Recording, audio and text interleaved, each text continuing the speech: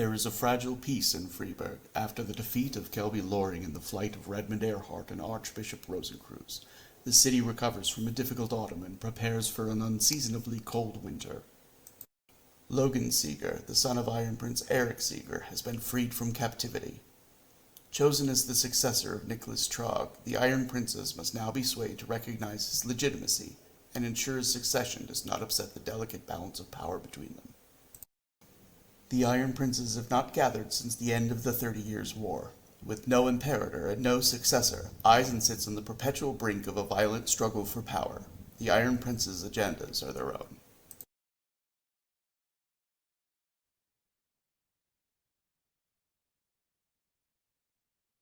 We close in on a sleeping Honorine, who is uh, curled tightly in the arms of Anjay, but in her mind is years back in time, back in the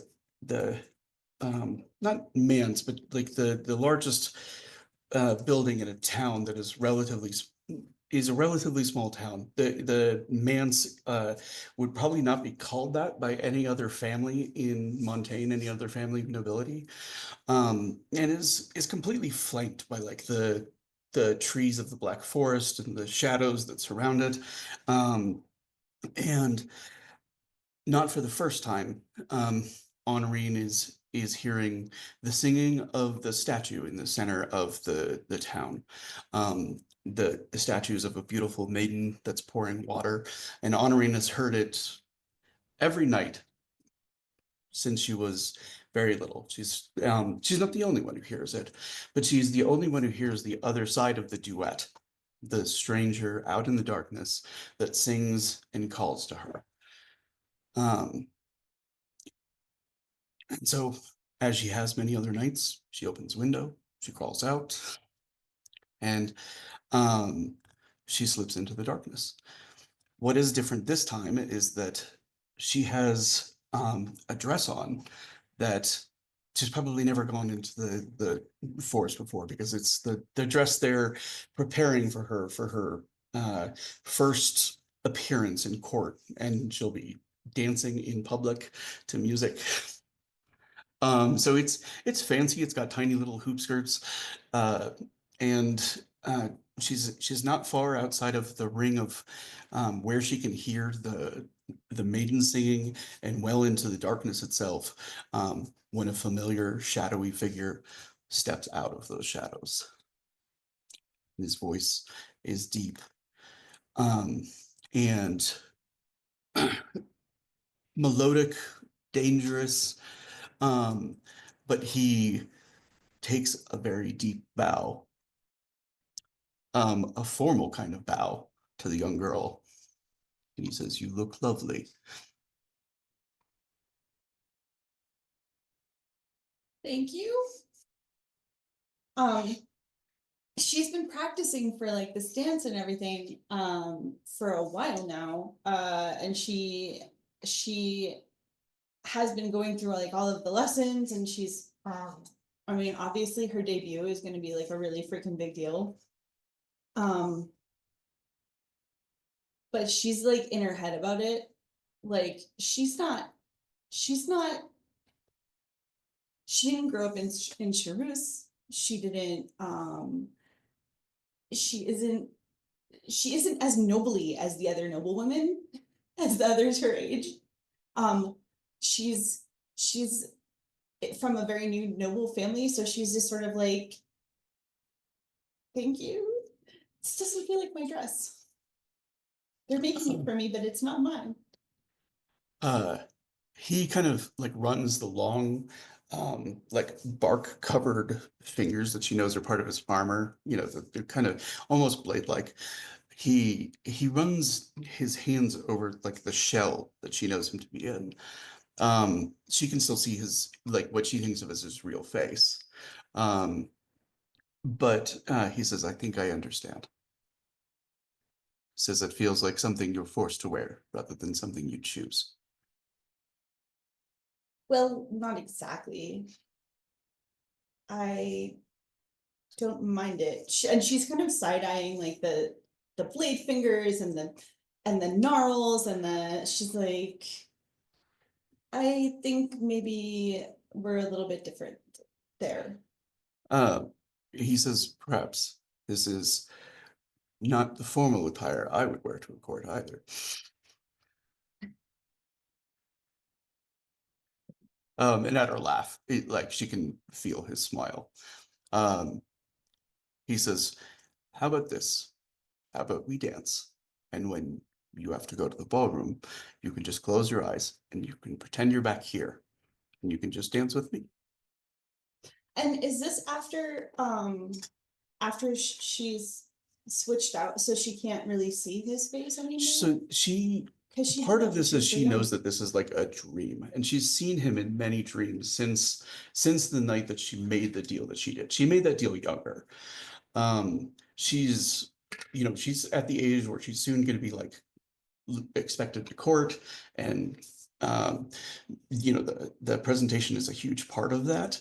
And so she knows that while she remembers slipping out of the window, she also knows she's going to wake up in her bed because she has every single night. And it's always with sort of a sense of disappointment, but at least some sort of like memory of her friend. And there's times where like in writing and stuff like that, she wonders if she's made up all of it. Like it's just a constant dream about her friend. That seems likely. Okay, so I forgot that you said it was a dream. I was like, oh, this is totally like actually happening in a flashback, right? Well, and there's always when she's in the moment, like there's a sort of a lucidity to it, but it's so easy to get lost into it. Does that make sense? And apparently the first chords of Tiny Dancer go through the air. Um, it's actually he kind of like draws her to like an opening around some of the trees, you know what I'm saying? And like it's not like a perfectly flat area.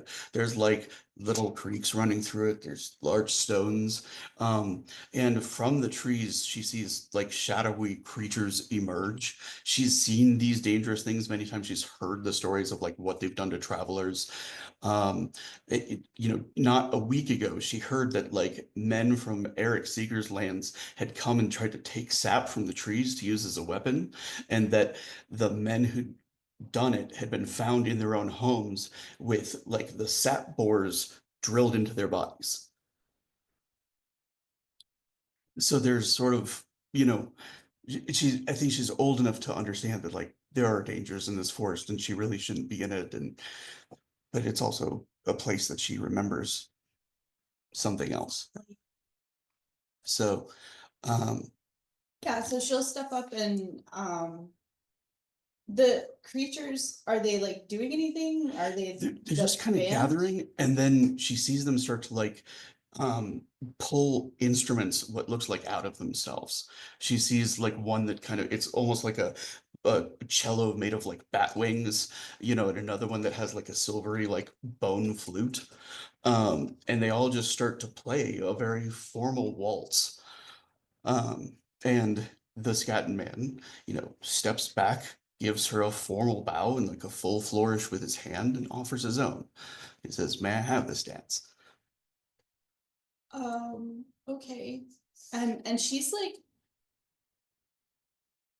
got that thing going on where like when you've practiced on something for a while, like maybe at work or like in a different group at school, like with other people, and then like a friend of yours is like, hey, show me the thing you've been practicing. And you've done it a million times, but like when your friend is watching, like you get super flustered and you're kind of embarrassed and you're like, I don't want to show you my cheerleading routine because like I can't remember any of it now.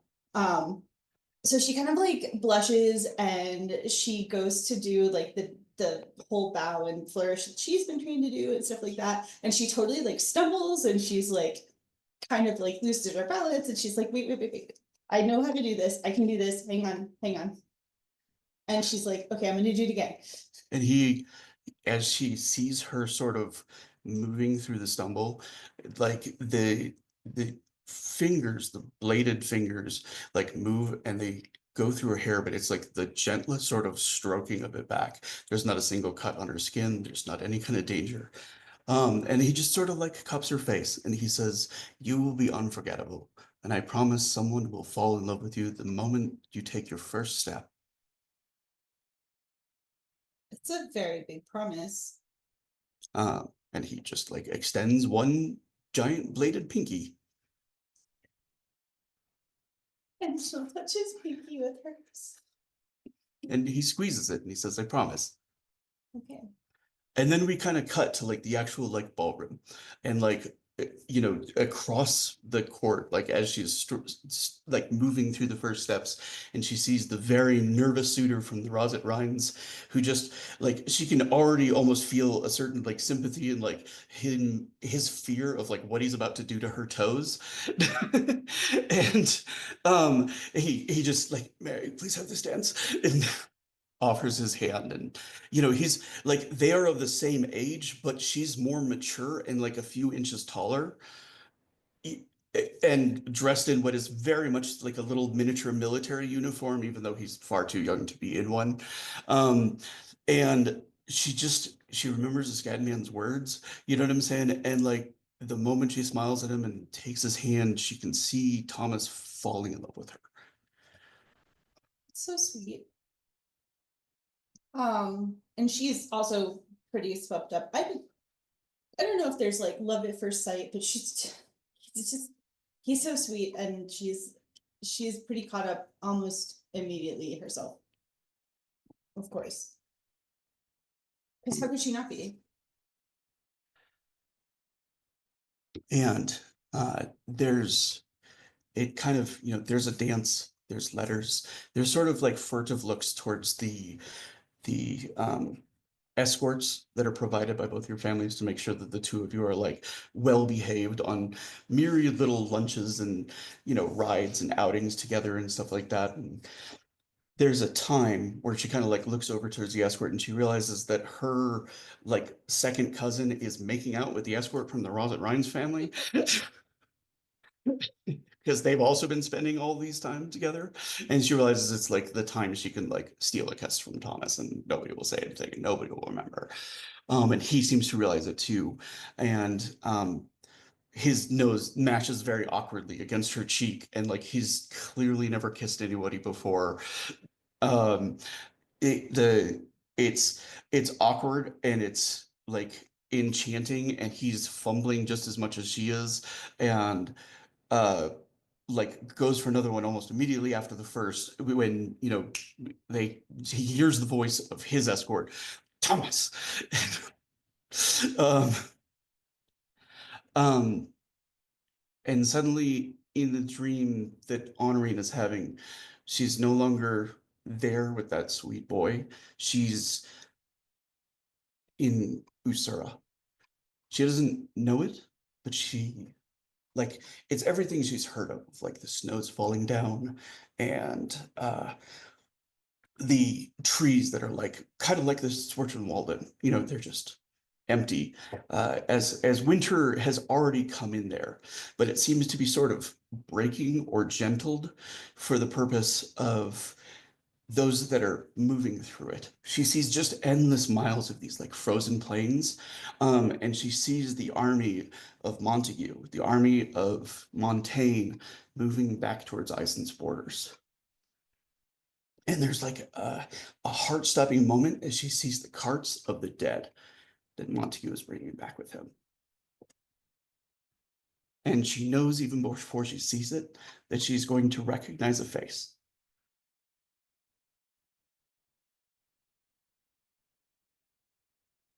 And then he rolls by in the officer's carts, dressed in the grown-up version of the uniform she saw him in. He's not pulling the card, right? He's He's in it.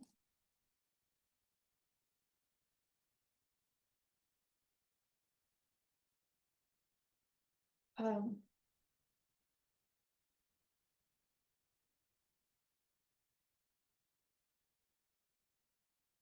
I don't think there's any reaction she can really have other than just a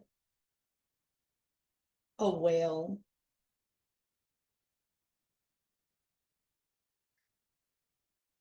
She feels those bladed fingers on her shoulder, How just did kind of it happen? squeezing her gently. How did it happen?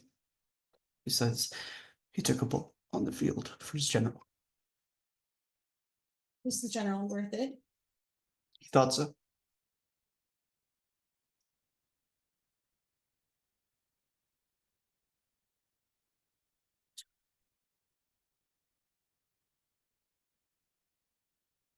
I I hate him. And she wakes in Anjay's arms.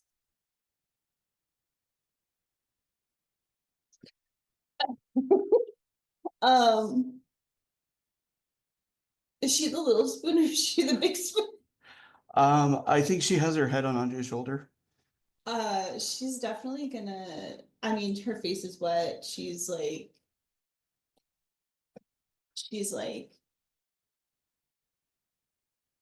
I don't know how many people have actually woken up from a dream and just like sobbed, but I've definitely done that before, and it's like instant ugly sobbing. Like there's nothing pretty about it. Yeah, and Anjay's kind of like sitting up, like, it's okay. It was just a dream. It's okay.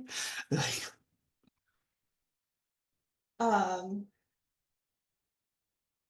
and she's just gonna like wrap her arms like really tight around Anjay and just sort of like just cry it out. Like she's not really interested in explaining her dream. She's not interested in sharing the details. and then Anjay's just squeezing her. Yeah, she just um she's just she crying. She gonna be crying. Okay. That's where I'm going to call the curtain. Seems great. Thanks.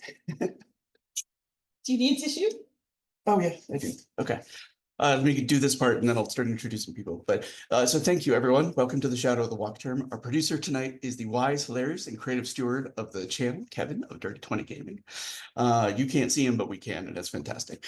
Our lore master for the series is the beautiful and benevolent Syndra. Before we get started, I want to give a content warning. While the spirit of 7th is swashbuckling adventure and shadowy intrigue, the story will deal with mature themes, including death, loss, suicide, and grief. Eisen, our setting, is recovering from a 30-year civil war over religious differences. It may get dark sometimes, and there's no shame in bowing out if it's not a place your head can go at the moment. So without further ado, we have our savvy swashbucklers introduce themselves. I'm going to give you the option. Do you want to go first or last? If you need a moment, I'm cool. I please go. All right. Let's go ahead and go to Arthur. Hi, I'm the Scared Adventurer. Tonight I'm playing Arthur Wolf on our Sunday game, 7th Sea, Shadow of the Wachtturm. You'll find me also on Tuesdays playing Red Death, the literal definition of overkill. On Thursdays, you will find me. Apparently, there needs to be some muting first. On Thursdays, you'll find me playing Warren. We're all mad here, Lang. Slowly making everyone go insane. And yes, overkill with the love of knitting. What do you think he uses those human bones for? But otherwise, when I'm not here, you'll find me working with the wonderful Tango Productions to eventually bring stuff. There's so much stuff, and it's coming. Get ready for it. One day you'll be sitting there going, "Ah, lovely day," and then suddenly, bam, everything. So yeah, just look forward to that. Yeah. So this is one of those things because we keep hot potatoing it in different things. Is it a hot potato now, or is it a back to Siosa? Nope, it's a hot potato. You get to pick who goes next. Oh, fantastic! Then I'm going to give it to the person that seems the most ready, Bison. Sure, we'll call it that. Hi, You're the only I one am not muted. Yeah, that's true. I am Bison underscore Stonefist. I am a regular contributor on this channel, which is a fancy way of saying I have no life. I'm here 4 times a week. Tonight I am Gab the Grin, our big lovable dumbass, who is learning to read. He can almost sign his own name. Good for him. Um, on Tuesdays, I run our Cyberpunk Red campaigns, Carnage Heights. It's an absolute riot. It's also completely unhinged and impossible to predict. So catch up on the backstory. There's lots of it, and it's pretty wild to see how far the players have come and how much they've destroyed Night City in the meantime. On Thursdays, I play Garrett Sakes, our depressed emo kid. um, in born like 20 years too early for Dashboard Confessional. That is in our what City of Mists. That's the system, and the game is called Deviant Paradox. I know what I'm doing. I've been here a lot, so let's go to Sarah. Oh shit! I I don't even know if forgot a you guys. character. Sorry, didn't mean to cut you off, hon. Saturdays, Starsworn. It is our Starforged game. It's a lot of fun. I play Scooter Hobbs, who is apparently the captain now. That'll probably change real quick. Um, but yeah, that's the stuff I do. So yeah, you're good. Your turn, Sarah. Hey y'all, my name is Sarah. I serve the White Sands on the Discord. I am here 3 nights a week. Tuesday, I talk about Red Game, Carnage Heights as Magic Broken Heart of a Team Silverlock. This poor character, dear lord. On Thursday, I am the DM of the City of Mist campaign, Deviant Paradox. I just like to throw nightmares at my players. And here tonight, I play Rosa Nix. We'll get to see her in a little bit. Other than that, you can find me over on another channel.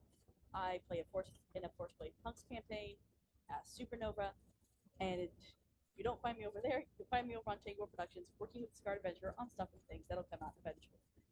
I don't know if you guys can hear me. And kicking it over to Len. Hi, folks. It's me, Bat Kyle. You found me because, I'm never going to let that go. Tonight, I will be playing Len, the Ass of Asura Costin, also the Herald of Doom, but that didn't seem to stick nearly as well as the Ass of Asura, so here we are. The same one who's got a almost teen love interest who also happens to be the deposed queen of Asura. Kind of showing up just as he's starting a relationship with Rosa. Good times. Otherwise, right now, you can't find me in any other games on Dirty 20. I've got a lot of games kind of going offline, and I've only got so much time and energy for games. So besides that, you can find me on Discord being an absolute menace. Join the Discord. Everybody else is wonderful and fun. I put all sorts of unhinged food memes, and I'm branching out into other sort of unhingedness just Unhinged because. soft memes, I think, is the new one. Yep, exactly. And you can't really find me anywhere else because I don't want you to. Over to Hans. Hello, my name is Rory. I'm playing Hans, our lovely soldier boy Ulrich, tonight here on this wonderful Sunday with these wonderful people. Aside from playing our favorite fast runner and slightly demon possessed friend, I guess would be the best word, I am in the process of getting music stuff set up again. So I do make music sometimes. You can find a bunch of half-finished stuff / unreleased stuff / some of my favorites that's made it to other platforms at some point on SoundCloud. And oh no, someone's gone. It's Sarah. This is We so lost Rosa. unfortunate. Choke him out. End of the world, guys. Anyways, aside from music and this wonderful game, you can find me soonish, hopefully on Twitch, streaming DJ sets and probably a bit of gaming.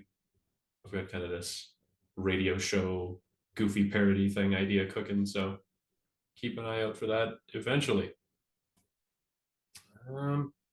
Let's go see what Gav's up to. He went. Oh, Gav went already. Shit. Oh, well, in that case, let's see what Honorine's up to.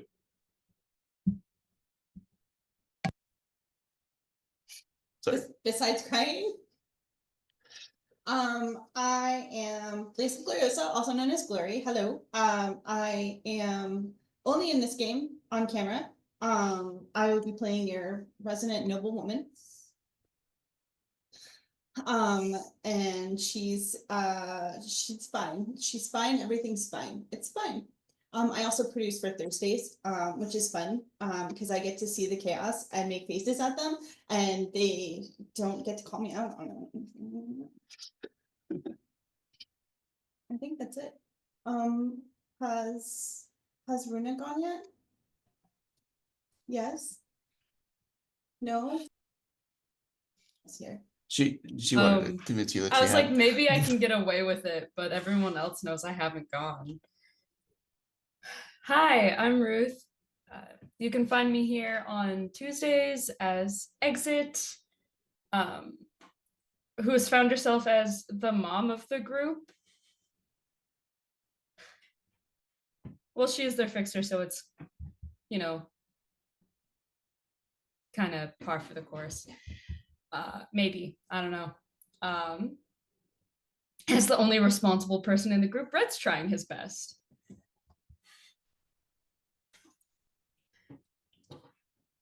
He's helping Exit a lot, though.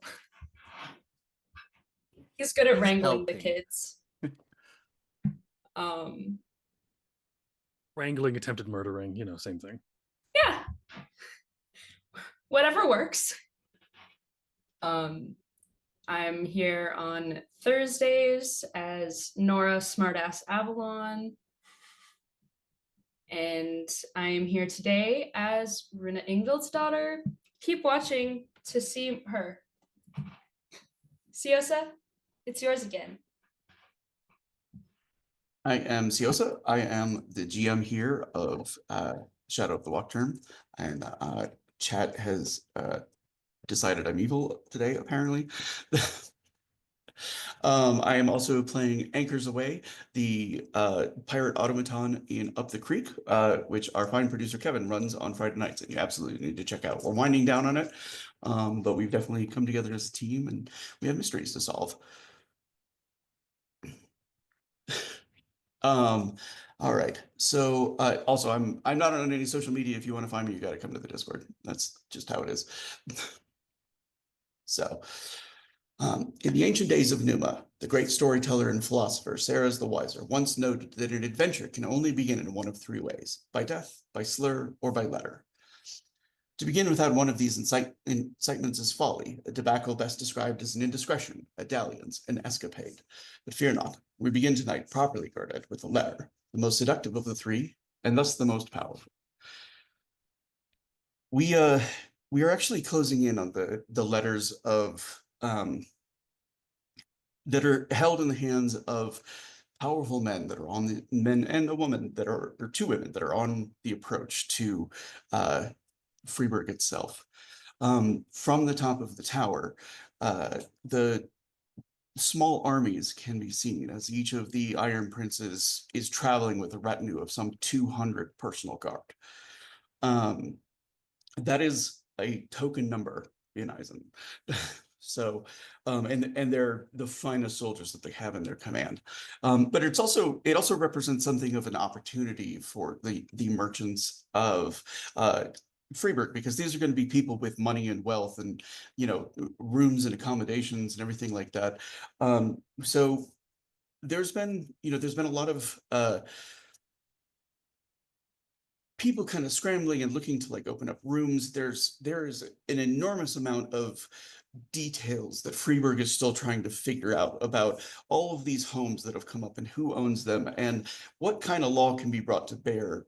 That with the Krauses getting, with one of the Krauses getting executed, there are others who have tried to bring to trial landlords who have thrown out tenants after a single day of late rent. Things that many people don't really feel bears extreme punishment, but others who've been on the brunt of it think might well.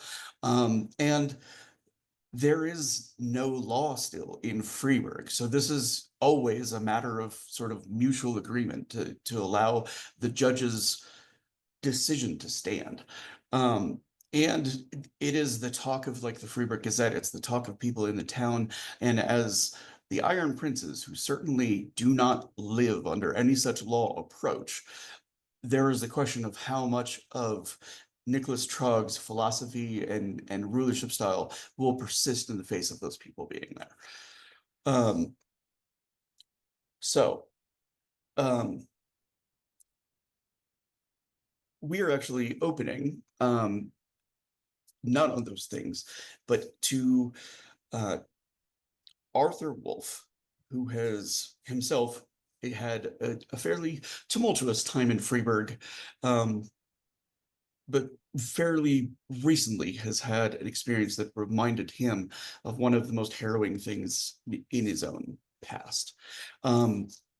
Those he has invited are over at his place while he's preparing a dinner and giving everybody a taste of Avalon cuisine. So, Arthur, why don't you tell me, like, it's the tavern that you're staying at, like, they're letting you make use of the kitchen and you've got like a private room and stuff like that. Yeah. They can be after one of your fights or some other night, but There's a good chance it's after one of my fights. Sure. Just because it's one of those, like, it's easy. It's like, yeah, dinner and a show. So who's he invited and who has been able to show up to that? Literally everyone. He's invited everyone. Okay. Then Has he he can invited absolutely. the lady from Avalon that he knows? You mean the one that keeps showing up randomly through things? Yeah, I would like to know if she's invited. No. Okay. The Phantom Hope. He may have invited Whether or her not and doesn't she even just shows realize up. it. Like, I've invited the members of the core group that I've decided are the core group. And that is everyone here, minus one person whose car Wi-Fi went out. But still, she's been forced to stay late at the city hall for now. She's gonna try to join late if she can. Is Johanna invited? Yes, Johanna's invited. So for those who haven't met her, Johanna is an absolutely like ripped swordsman trainer. Mommy. Yeah, she kind of has that vibe. And Yeah. like the moment Runa's eyes even kind of like linger on some muscle, Johanna just smiles and is like, is this seat taken next to her? I don't Yes, it believe is. so. It's taken by honoring, but she can sit between them. Boy, are you looking forward to being the cookies in between that wonderful... I'm not going to finish that. No, you should. It's a lovely sandwich. It's a lovely sandwich. There we go. Yeah, Some Johanna nice- some happily nice steak slides to sit in the between middle. the two of them.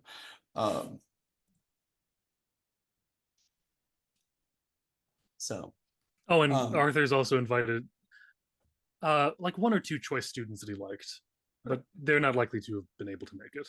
Yeah. But Arthur is currently in the kitchen. He's just working on stuff. yeah. And for anyone who's wondering, he does have the skill of chef, so it's gonna be good. Oh. Nice. The tavern itself is kind of classic like Eisen fare. There's a lot of like thick, heavy, dark breads, sausages and stuff like that. The breads are probably on the table, like, so that there's something to snack on while they're waiting. And the tavern keeper runs a clean and very reasonable tavern as far as prices go and stuff like that. And the main draw is like getting to see some bare knuckle fights and very much like he's interested in clean, skillful fights over like dirty, bloody, get some sweat and blood on you as the boxers go at it, kind of thing. Yeah. I'm also imagining that the tavern is kind of, it's not during a busy time, and Arthur kind of worked that out so that after the fight they'd be able to sit down without too many people, just enjoying each other's company as much as possible. Because Arthur doesn't know, but Arthur also knows that he hasn't been able to sit down with these people and just enjoy some simple times with them and just getting to know them better. And considering he's trying to save some of them from what he imagines is certain death, he's hoping to get to know them a little better.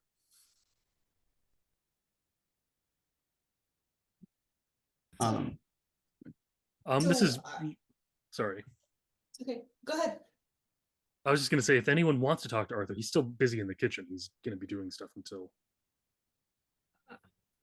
Arthur, do you I was need gonna any help say in there? honoring tears yourself away from the muscle mommy. And and basically goes and asks Arthur, like, do you need any assistance?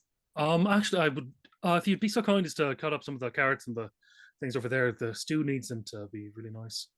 To put everything together. You know how to handle a knife, right? Yes. Runa? On my way. Len brought pies. I did not bake these, I will tell you. I bought them, but I brought pies. That's fantastic. And Honorine, it's nothing against you. You just seem very hesitant about saying yes to being able to deal with it. And Johanna kind of like, keep your fingers, lass, and come sit by me. Did you need help? Yeah, I just need some veg and some a couple herbs cut up. You got it. Fantastic. We're gonna want to mince and do them nice and thinly in some aspects, but the carrots we're gonna want nice and thick so they can absorb some of the flavor. And he just goes on a few things. And she does just that.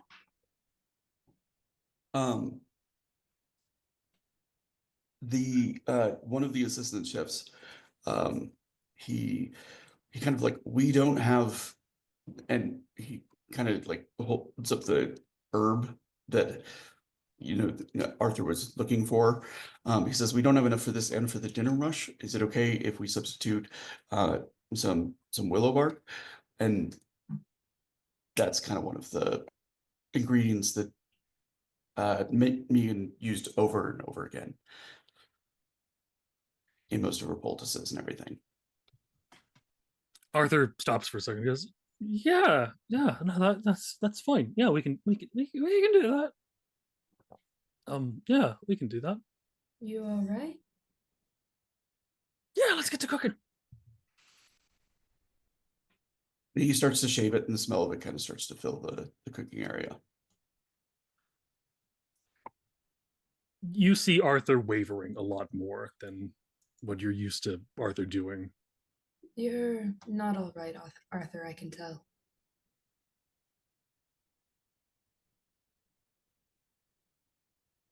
I mean, is anyone ever all right? That's the question, isn't it? I just never seen you like this. Yeah, it's just, willow bark. It just brings back memories. Do you want to talk about it? Not particularly. All right. I don't really know if I should. I need to work on the potatoes. Could you hand me the potatoes? Yeah. It hands him the potatoes. And kind of just, if you want to talk, I'm here. I don't think anyone ever really wants to talk, do they? Depends on the person.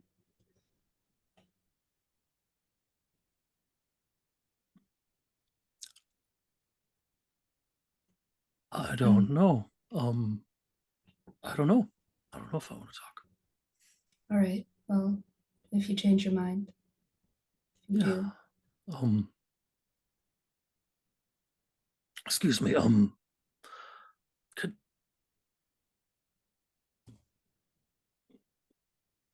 you just peel these for a moment? I'm gonna go upstairs and break something. Okay. Bruno's now master chef. Arthur's leaving you alone for like 2 minutes as he goes up, punches a beam hard enough to crack it, and comes back down. I know that sound.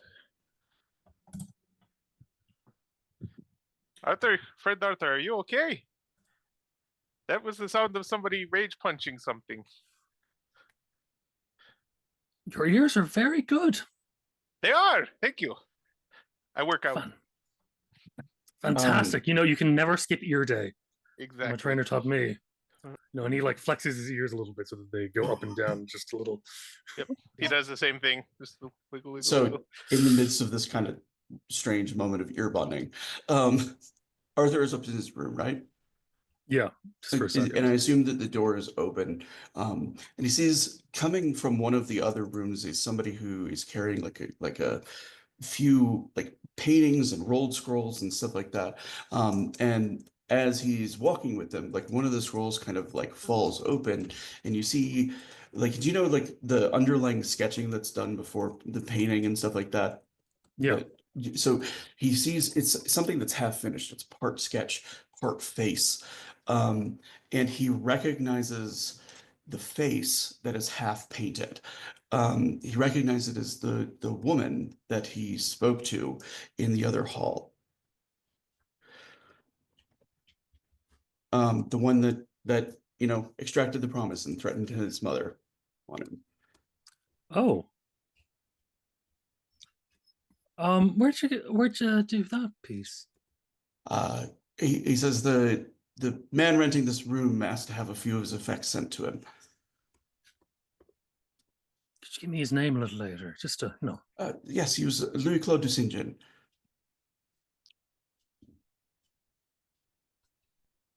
Fantastic. I will. Yeah, I fucking knew it, by the way.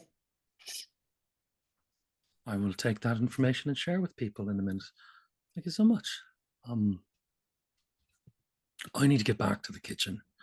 If you need any help with anything, just give us a shout.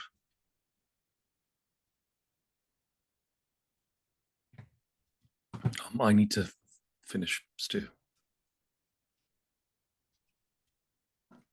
And as you're like heading down, Rosa comes in with Wilma to join the collection. They'd stayed late. There's a lot of preparations that are going on for the Iron Princes approaching.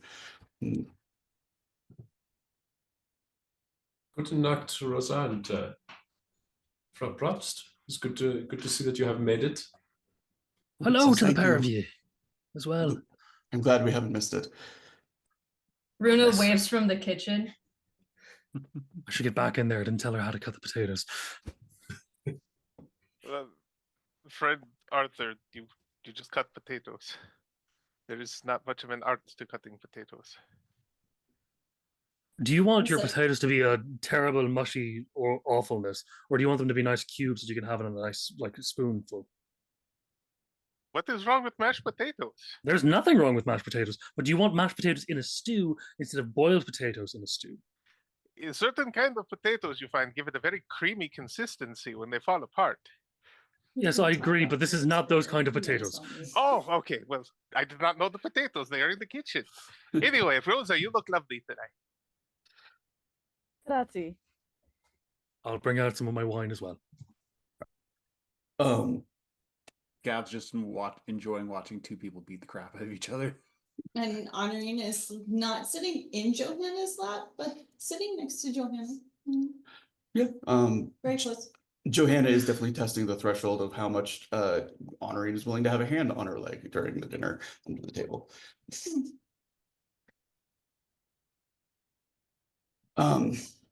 Wilma, kind of like, if I could have just a moment before dinner. We have several Iron Princes and one entourage from the House of an Iron Prince that are approaching the city, and I would very much like to have people willing to meet with them personally, make sure that they find a place to stay at the admin hall. We are going to be quite busy for the next while. Just real quick, Siosa, I'm sorry. Last week was just a madhouse. Did I imagine the whole scene with Katharina showing up as a bird? No, she's been there. She's there. You've had conversations with her. She's currently staying at your place. Yeah, that's okay. I had to make sure I didn't like dream or misremember that. Len has obviously got something on his mind, and Rosa might be the only one who actually knows that something is the fact that he has technically the Gaius of Asura hanging out in his apartment with all the Iron Princes showing up and an army behind her, on top of everything else. Would you have told Rosa? Oh yeah, Len would have told Rosa right away. He's they're starting a relationship, and one thing you do not keep in a relationship is a secret. Like, hey, the woman I probably would have married if it wouldn't have got us both killed. But we've been separated for like 20 years. Is in my house and has nowhere else to stay. That's the kind of thing that if it comes up organically can cause strife, and he is not about that life. So Rosa at least knows, but he would have made sure that Fischler himself knows that his sister's here, that she's safe, where she's staying. So that's being worked out. But he's sitting there going, Iron Princes, yeah, but I got the Gaius currently cuddling kittens in my kitchen. I can't really help here. So what I'd like to do is I want to cut back to Arthur and Runa in the kitchen again, after the whole kind of debate about the potatoes, because I want to give Arthur a chance to kind of really dig into what he's going through. But in our chat, or actually we can do it in the Twitch chat if everybody's okay with it. Wilma is asking for a volunteer to meet with each of the Iron Princes, but since there aren't enough there's enough party members that one person can go to each of them. So if you just kind of let me know in the Roll20, there are the list of the Iron Princes who are arriving. Fischler's already here, he's not counted, but Heinzel, Hilgrund, Posen, Seeger, and an emissary from Von Wish are appearing. So go ahead and say who it is that your character is volunteering to meet with. And while you're doing that, we're going to cut back to Arthur and Runa.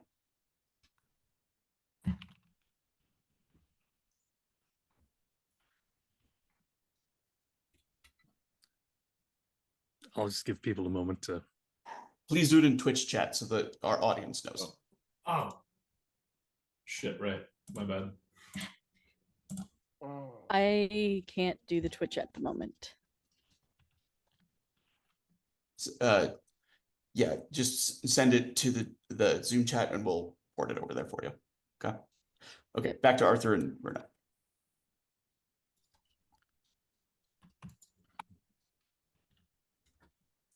I don't really know where to go right now. That's the issue.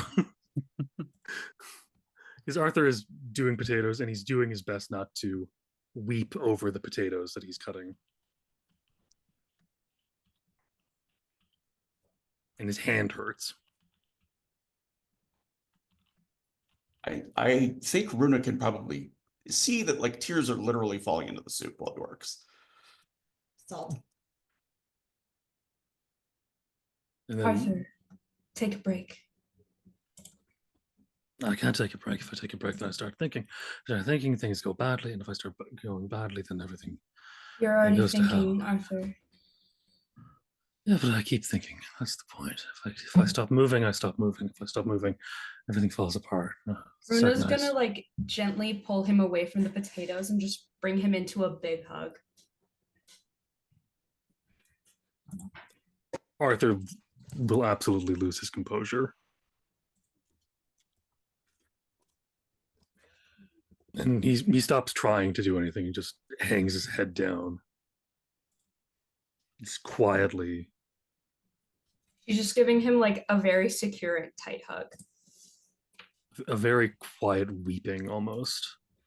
Trying not to be a bother to anyone else at the same time.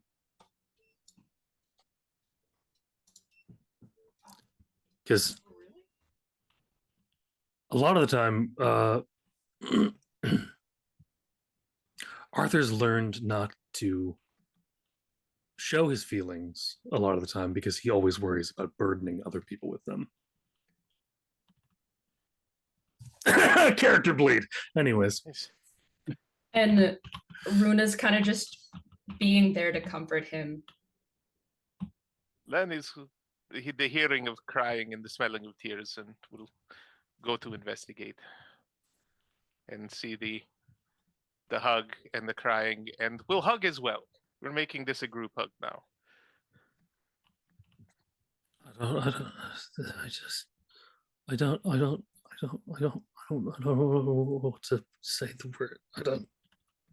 You don't have to say anything right now if you don't know what to say. We're here, and we will be here. You are ready to Um, talk. It will bleed the pain from your soul, little by little. Whatever it is. But you must let the wound open again. If it ever closed. I'm more worried that I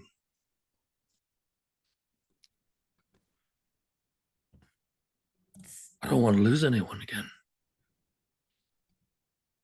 My friend, and he's gonna pat on her shoulder before going back to the bear hug, because of course it's kind of a bear hug. That is a fear that we all share here. This is a family that none of us expected, and most of us, I feel, did not know they were searching for until they found.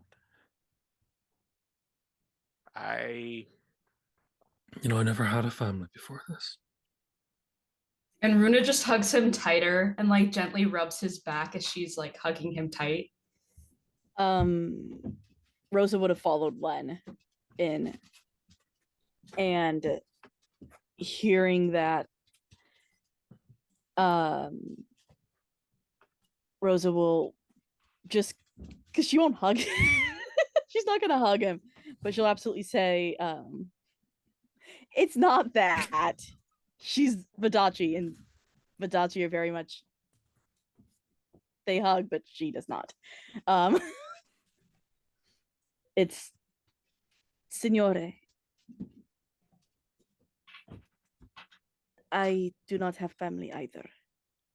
I do not know if many of us do. But you are Lost. welcome to this one. I lost them when I was 7. Although loss is the wrong word for it. I was taken somewhere else. And then by the time I could go home,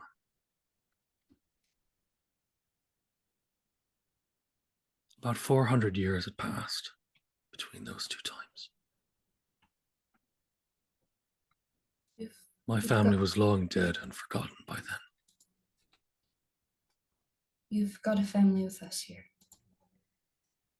and you've beaten Hans for the most time lost. I mean, that is a crown you get. Hans is just like kind of creeping into the kitchen. He hears that and goes, and will kind of. Look, it's not exactly a competition one wants to win, though. No, but you know, a crown is a crown. I A crown is not just a crown. understand what it's like to kind of go somewhere and go back and having no one there. Last I remember, I was with my family, my crew, and I woke up here, and none of them are here. So I understand.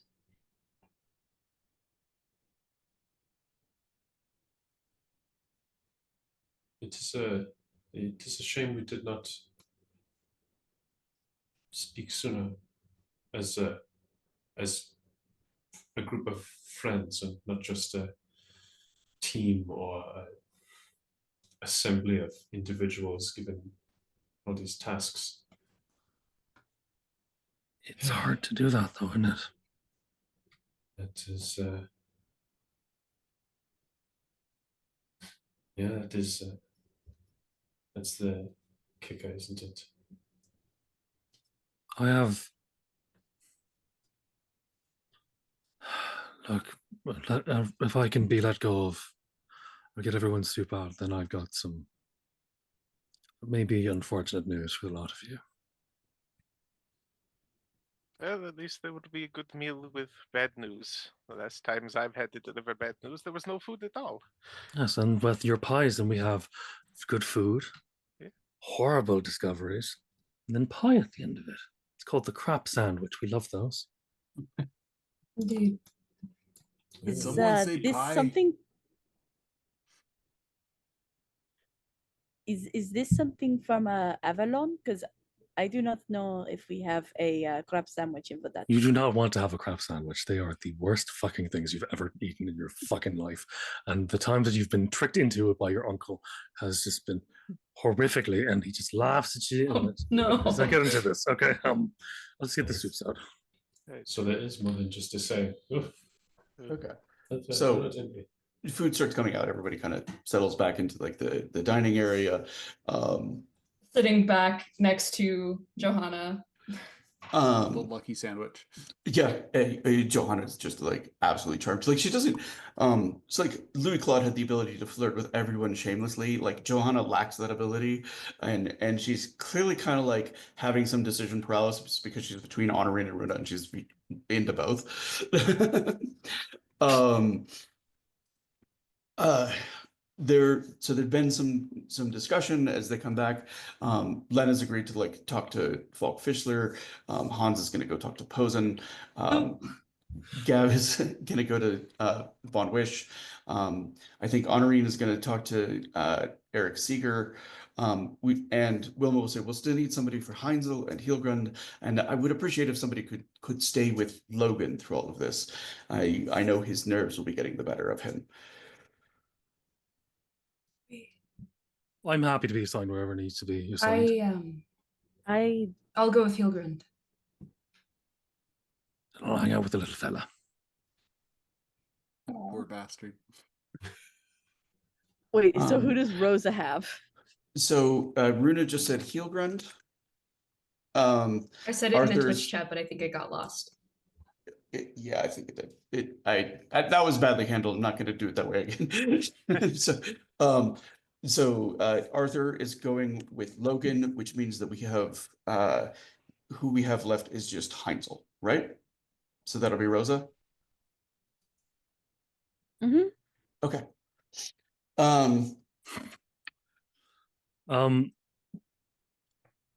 Still, as Arthur makes you guys all eat his lovely stew that he's made.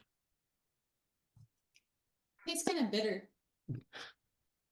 He's very Get salty out. for some reason. Very salty. Not complaining, just saying. Honorine! Yes. Well, I mean, that's only part one of the soup. The other part of the soup is actually, well, we have this lovely little tiny, he brings out like the seasoning salt, or this kind of seasoning that you can put onto the soup. And it just changes the flavor slightly. Like enough to change it from a bitter to more of a mellow. Something And to isn't- just, it doesn't ruin the rest of the flavors. It just changes it for like personal preferences. And is not made of dried Danish tears. No. I was just gonna say like the anti-tear salt. I have that at home. Yeah. So I have some fun, unfortunate things to tell. I So- knew tonight was too good to be true. Was Well, waiting. of course it's going to for be good. Of course it's too good to be true. It's always too good to be true, let's be honest. You, at the moment, all seem doomed to die. That is what happens at the end of life. That is what normally happens at the end of the life, but not in a What? fun sort of way where you live out your life and end quietly. More in the sort of way that a woman that apparently is part Seelie wrote on the walls of her house several times and has you all dying in horrific sort of circumstances. Except for me, but that's not because I'm immune to it, more just because she can't see what's going to happen to me. Johanna says, "What the hell did I do that, bitch?" I do not know about this. Matrushka and Crochet and a number of gods have been happy to show me things, and none of them have been my dad. Oh, could well, you- the woman looks a bit like this. He pulls out the thing that he lifted off of the person that was there. He borrowed one of the scrolls. I borrowed one of the scrolls. That is the stalker. Hans is like mid sip of ale, and he just. And apparently she can change her face and what the rest of her looks like. So I've accidentally been intimate multiple times with her. But let's not get into that. So she likes you. No, I wouldn't say that. Are you sure? Because I'm. There's a term in Innismore we like to call hate fucking. Arthur, we're at the dinner table. I'm sorry, there isn't a nicer, polite term for it. Innismore people are filthy mouthed. So Wait, Arthur, you said she wrote on the walls of a house. Oh God. Yeah, you In Montaigne, we just call it flirting. you unfortunately seem to turn into a glamour sort of thing. And you kind of are at the moment. Us?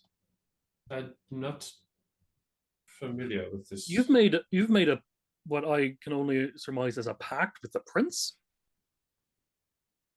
Ah. Indeed.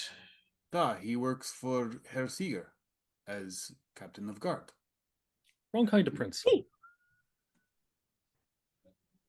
You Gav is You confused. guys remember when we were all attacked on that night in the middle of the theater, yes. Mhm. and you called all those things? You said the name of it. It is not a Johanna language I'm looks unfamiliar very with. puzzled. Yeah, I tried to send messages to you, but the second I tried to walk out the door, they all grabbed me by the scruff of my neck and just went, "You can't leave and do these things on your own." I want to send messages to people. But they weren't. It was a difficult time. You know, I'm not blaming anyone. It's just it's what happened. I mean, Honorine is going to go into distraction mode, and so she like leans over and whispers into Johanna's ear some of the Vidachi that she's learned from Atori. Okay. And how do I die? You fall. Apparently, you fall through a building as a bear. That has That's already happened. That was again? fine. Yeah, but I don't think you walk away from this one. Ah. No, no, I will not be bearing out in second stories or above again, so I am safe. Do you think you get the How- option to? How does she know this? I am also curious as to how I may die. Same with me. Well, your eyes light on fire, and I think your brain melts out of your ears, but that's something else. I'm Who's he remembering this. pointing at when he says Oh, I that? pointed Rosa at your eyes light on fire, and I think your brain melts through your ears. I thought that was Honorine. That's honorary. Yeah, that was It's Honorine in the Honorine. picture. Sorry. Oh, I can't. I'm doing my best to remember. It's been a No, while. it's fine. It's It's okay, fine. we resemble each other so much. Yeah. You seem to turn into full-on fate mistress. ¿Qué? Yeah. So Arthur does Gav- share with people how they do pass away. In these I images. hate to break it to friend Arthur, but that already happened. I survived, and the snake is dead. I have 2 more snakes to kill. And That's the problem. at the note of the rune, Runa kind of like uncovers the one that she already has and goes, "Did it look anything like this?" Did it? It looks exactly like it. And so it might be that what Arthur is seeing is different events that she's associated with those people, and not necessarily the things that cause their death. Oh, so maybe it's not that. Fantastic. But yes, no, that's the rune. So, ¿Qué? Rosa from is like- baffled. From my best understanding, is you fully fall into your witchdom. Really embracing grandmother's teachings? Yes.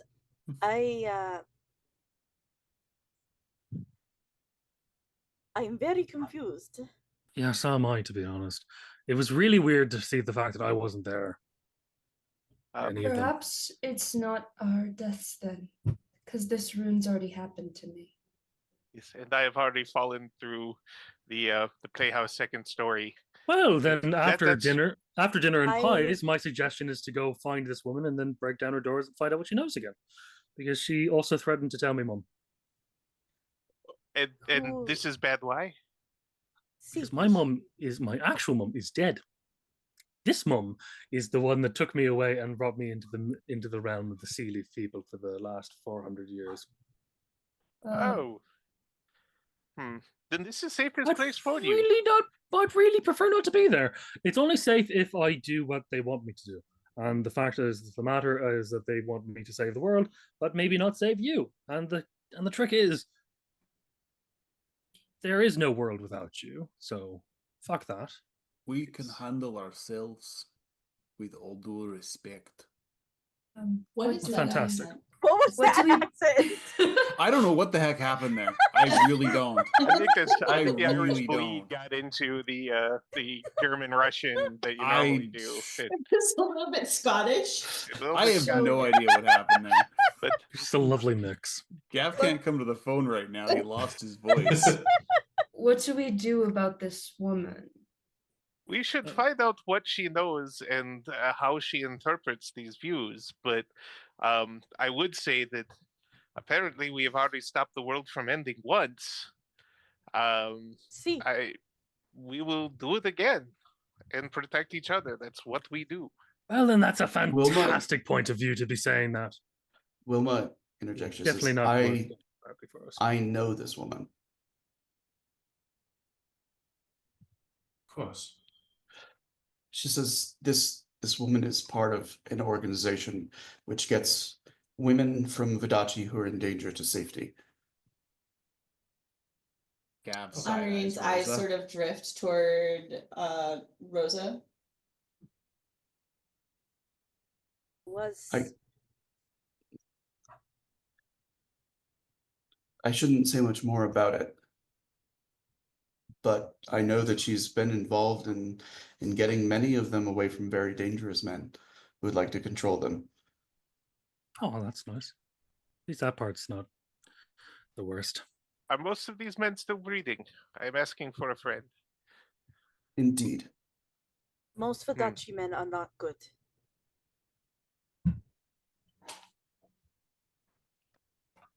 I will keep this in mind. Oh, that's a shame. Once they get to Strega, power corrupts.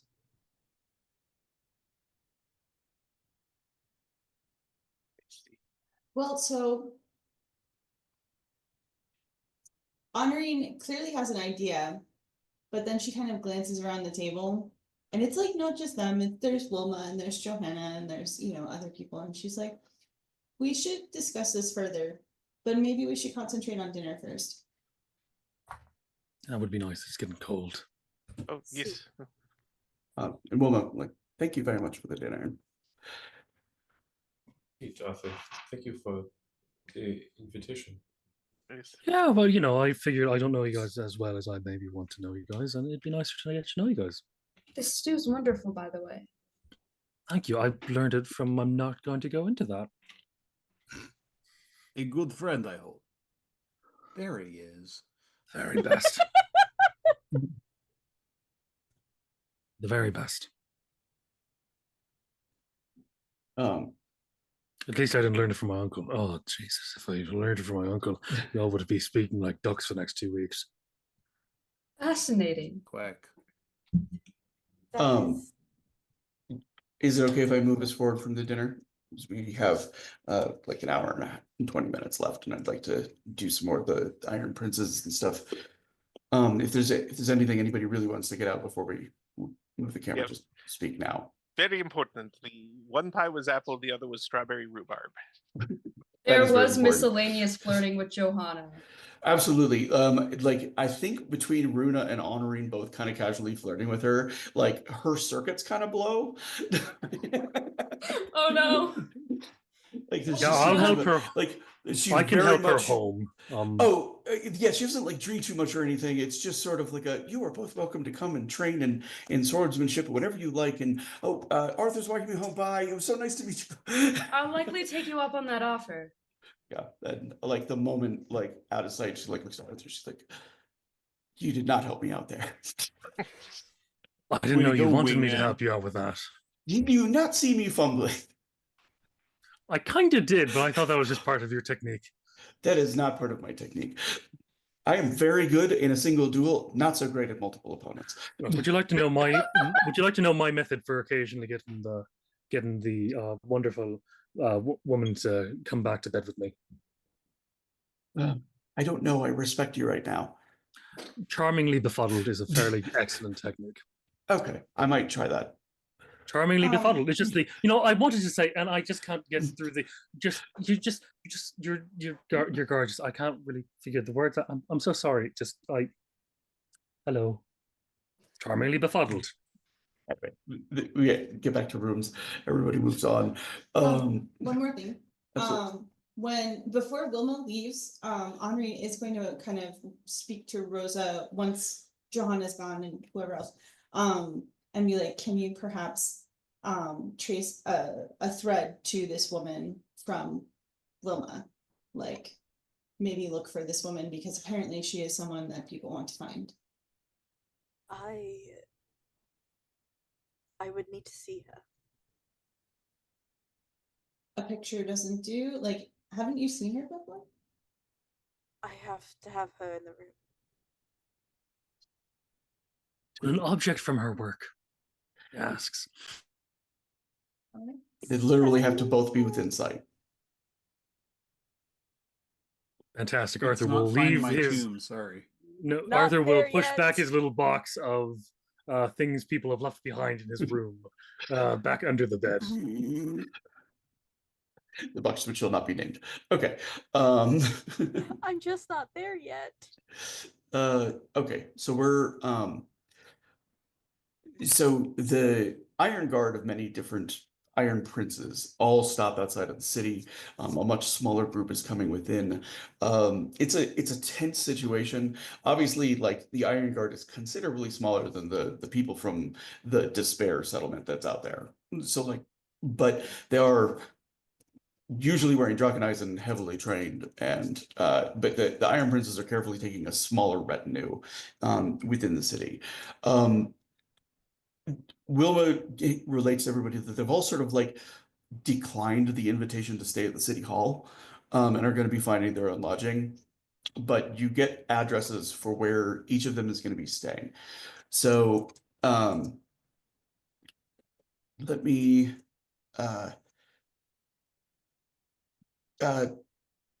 Rosa, Wilma lets you know that Heinzel is kind of particularly fond of the theater. And so he might appreciate seeing Bearhausen. He's got a known love for opera. And he's actually staying fairly close to the Bearhausen in Flucifer. So I'm actually just gonna take like who kind of wants to jump in first and like meet their Iron Prince. I mean, I can have that awkward conversation with Fischler about his sister and all. If you want to start there, or I can hold Yeah, that's off. gonna be a little entire bit. That's gonna be a little bit briefer. So Arthur's entire Sure, conversation is whatever. just going to be Logan going, "So, do you like whiskey? No, we don't have much in common, do we?" All right, so let me get to Len.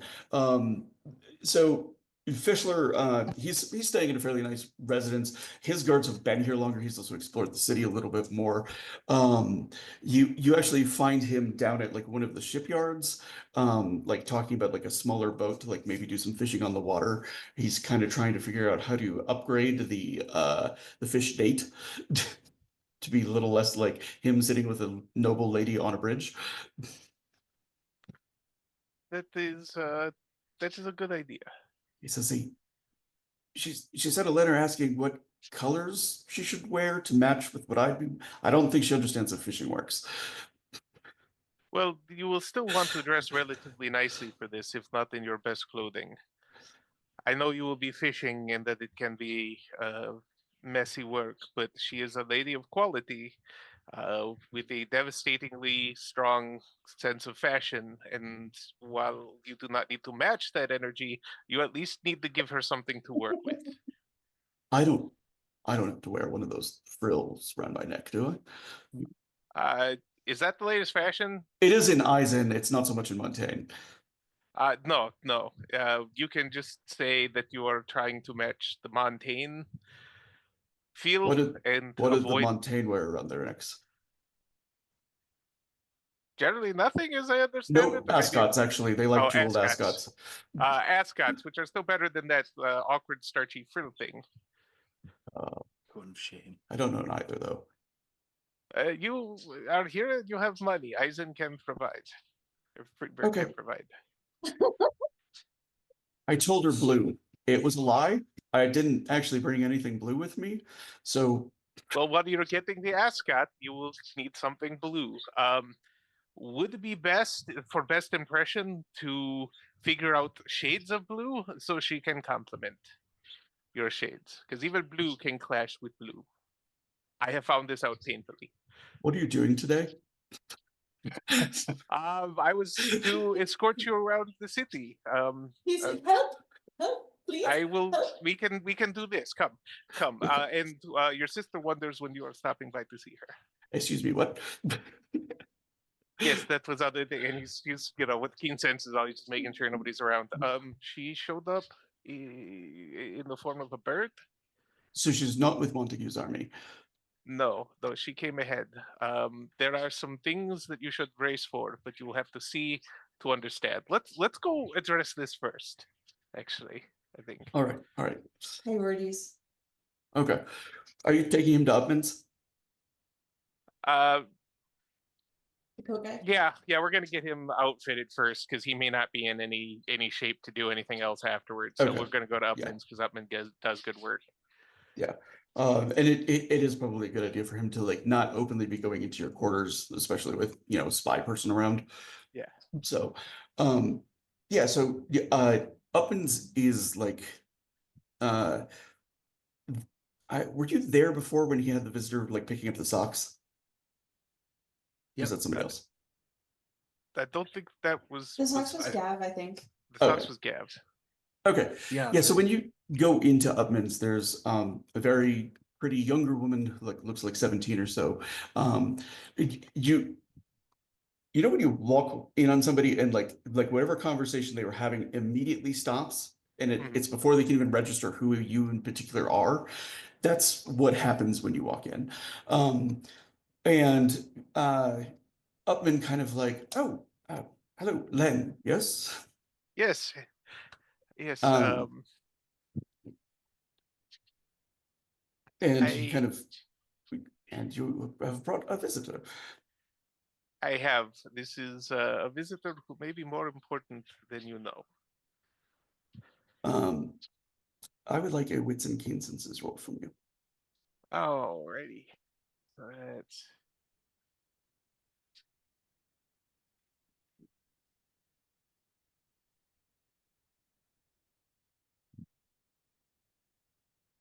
$14. Okay. Let me just do one thing.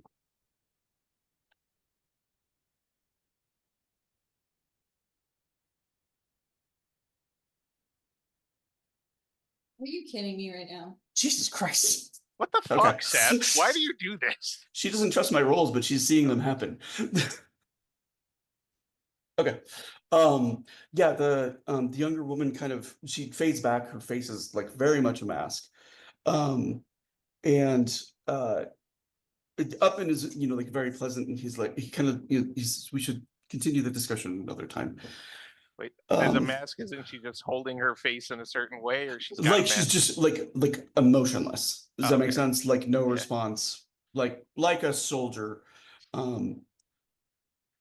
And answer your question, Arthur, is yes. So Try and make this quick as okay. can, but Um, so it's like my friend here needs something, an outfit for a date. It should be blue and in the Montaigne style, if possible. he says, I am very I have a backlog of work to do, and Folk is like, hey, I'm happy to pay. It's a date, and I'm required to make a certain kind of impression. And this is an Iron Prince.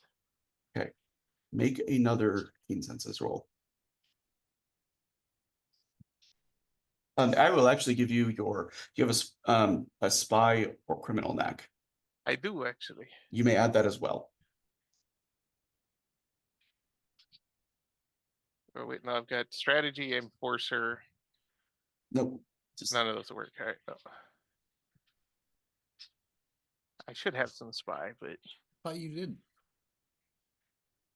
Yeah, I did too. Maybe somebody else had Spy Master. I know Arthur does. Oh, Arthur does, but I that thought would be Len it. had some too. hold on a sec. Just sorry, I'm not trying to pull things out here. I'm about to roll another 42. No, not really. Okay. Criminal. So I don't have the spy knack, but I have Yeah, criminal. the spy particularly would give you a +5 on Okay. this. So, But I do not have that. So okay. but just criminal is fine. Okay, so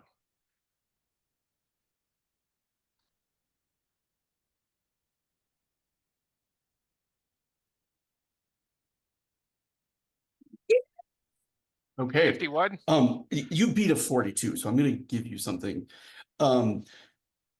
She's incredibly good at masking it. Okay. But you see real, true hatred in her eyes for just a second at the mention of Iron Prince before she kind of like turns and she gives a smile to and she's like, I'll talk to you later. And she turns and steps out. And Fischler misses it.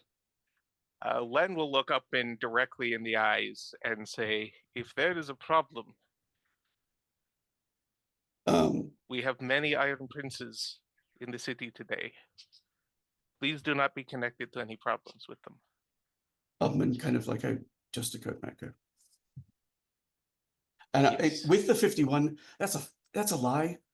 You just know it. You know what I'm Yeah. saying? Like you've known since the cat thing that he's up to more than that. You just don't know the details or what.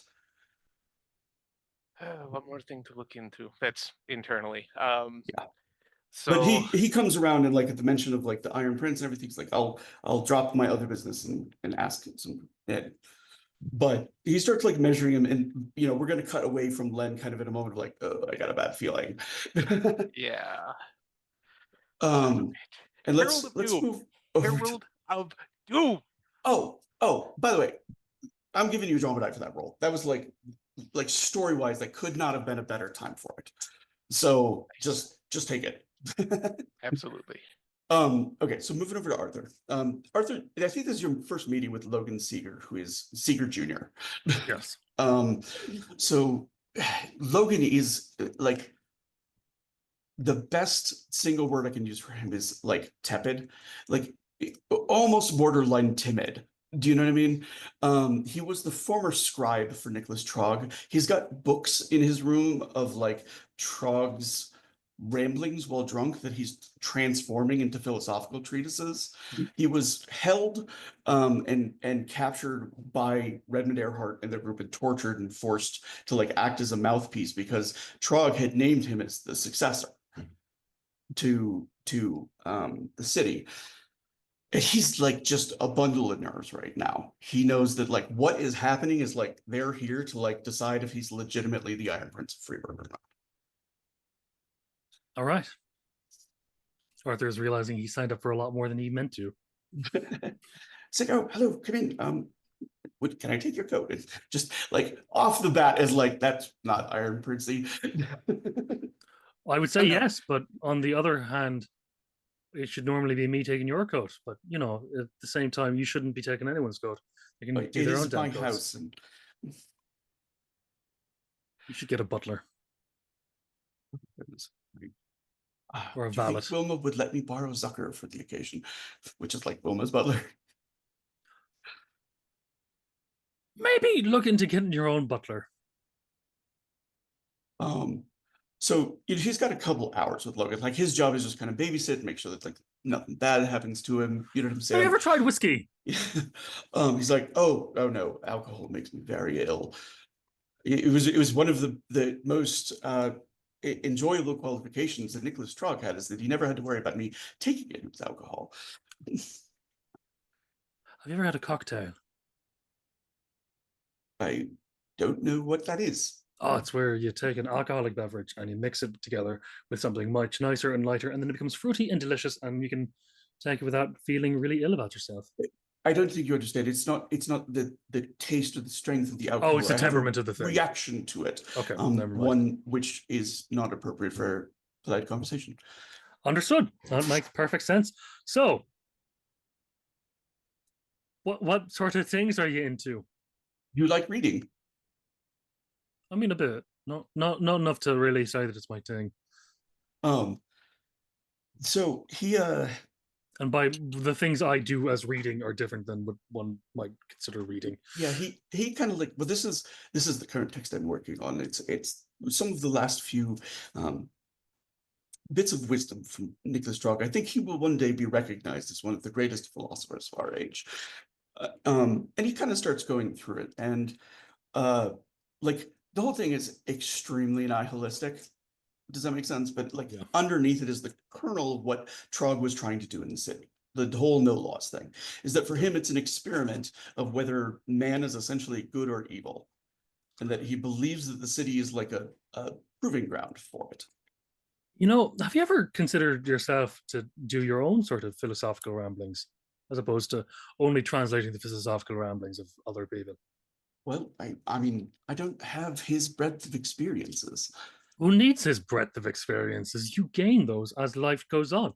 Dude, mate, mean, you were tortured for Christ's sake. Like, just you have more experience in your right hand because that looks really bad. You should see if it's infected. But still, you've got more experiences there than most people will have in their puny lives put together. If I'm being honest, I'm terrified of seeing my father again. And yeah, understandable.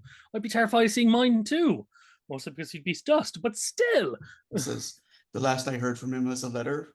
He says after I told him that I intended to stay in Freiburg as an academic and not study at university or not study at the academy any longer. He had sent me to go and learn to be a man and a soldier, and I dropped out to become a scribe. And well, he kind of like he reaches over to like the bookshelf behind him and he takes down a letter that you can see has like dots of tears on it. all right. Well, if your father is a good man, he'll appreciate the fact that you found your own way in life. I If he's not a I good don't think man, he is. then screw what he thinks. Um, does Arthur read Eisen? Barely. Okay, so it's a single sentence. Is it just it the words "you're says dead to me"? no. It says the path you walk, I cannot follow you on.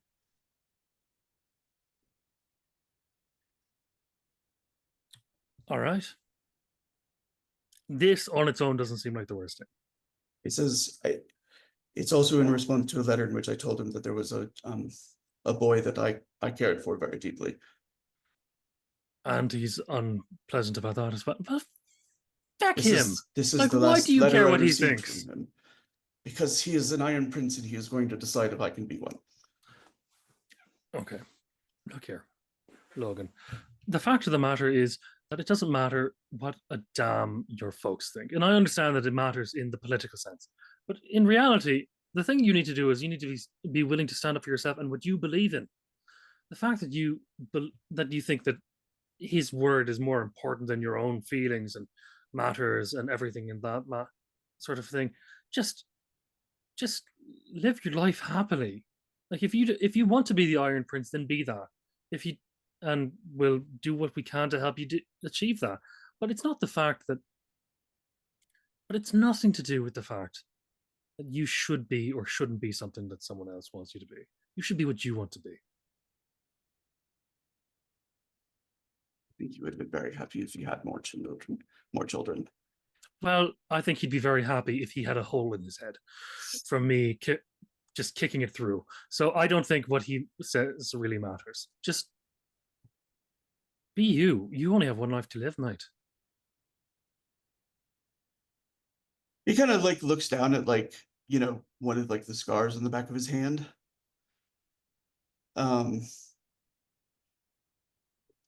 And he he says, Wilma said that you're a boxer. You want to learn? All right. Well, first things first, we start at 8 a.m. every morning. Second thing, screw that. We'll start now. Show me your stance.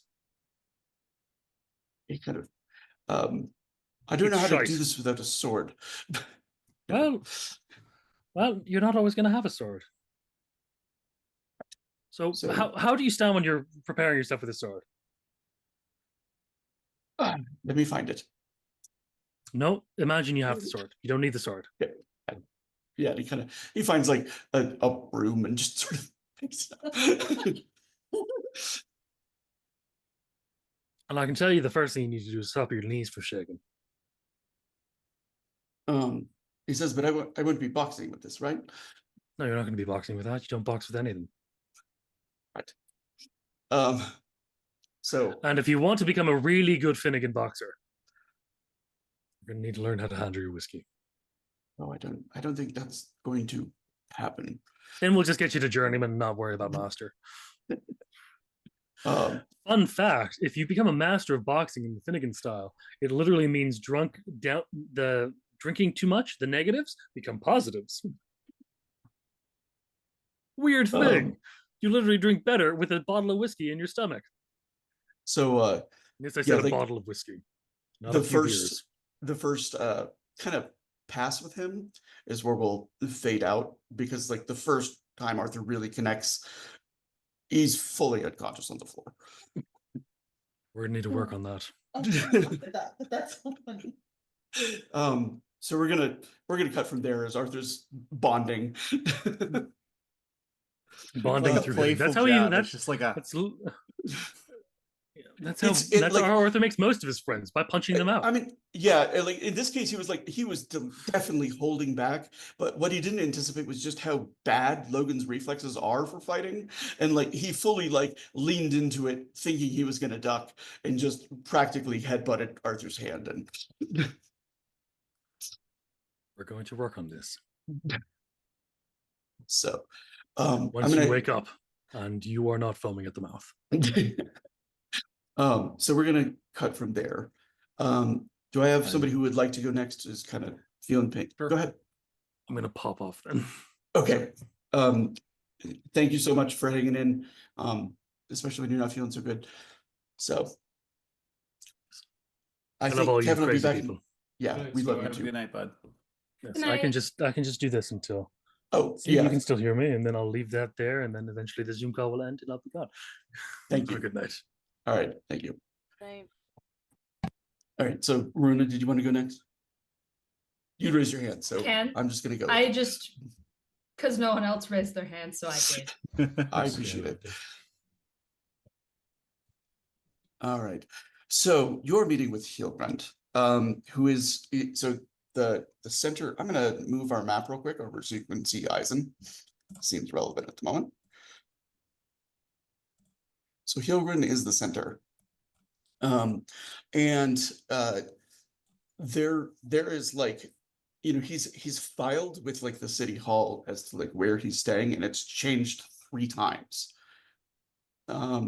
He stayed at like the nicest inn that was in the playground, and then he stayed at the nicest inn that was in Flucifer, and then he stayed at the nicest inn that was in the Philosopher's Stone.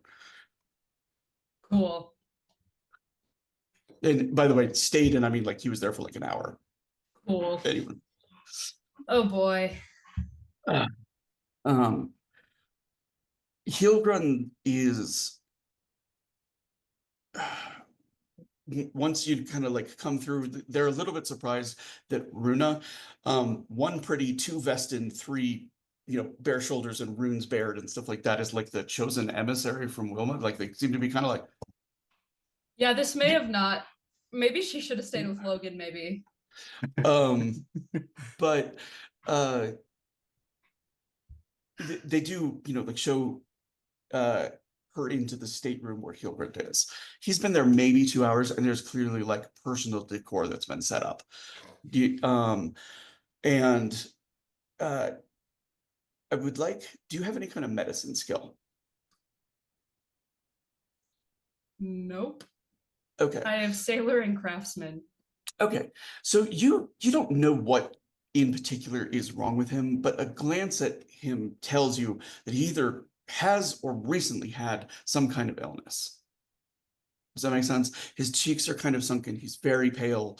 And you can see that like leaning against the table is a cane, but he's kind of trying to hide it. And the fact that he doesn't rise when you come in, like he's not expected to because of the Iron Prince, it's still something you've noticed from most Eisen.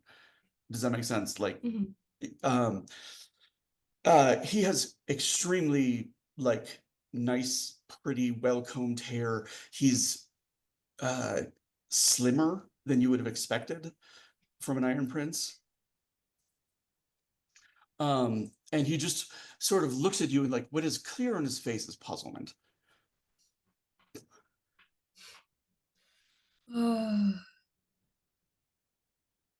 Why did we send a Skirjin? He was just sort of, and he just like, you know, he extends a hand, like there's a ring on it. You don't think you've ever seen an Eisen like expect like a kiss of a ring or something like that, but he'll run, seems to. She shakes his hand.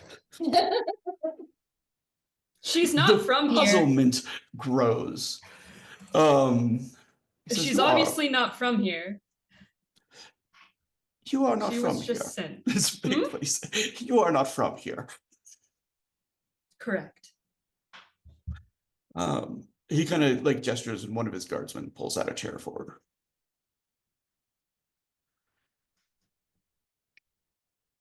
I got He distracted. says, are you here to inquire as to the satisfaction of my environ?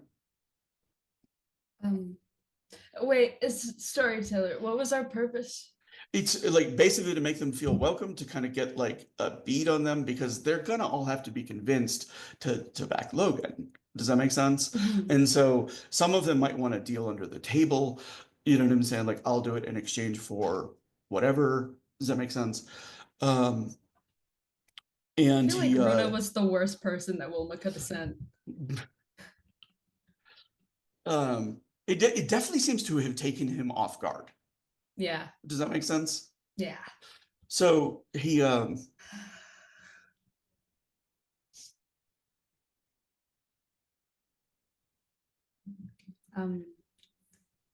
I was sent by Wilma Probst to, and I've already forgotten. The ADHDs, the bees are It's fine. buzzing. That's fine. She explains her purpose. He says, you are sent to perhaps persuade me that I should not seek to reclaim my third of the city. Correct. Runa's not fit for this. He says, do you have an argument to that effect?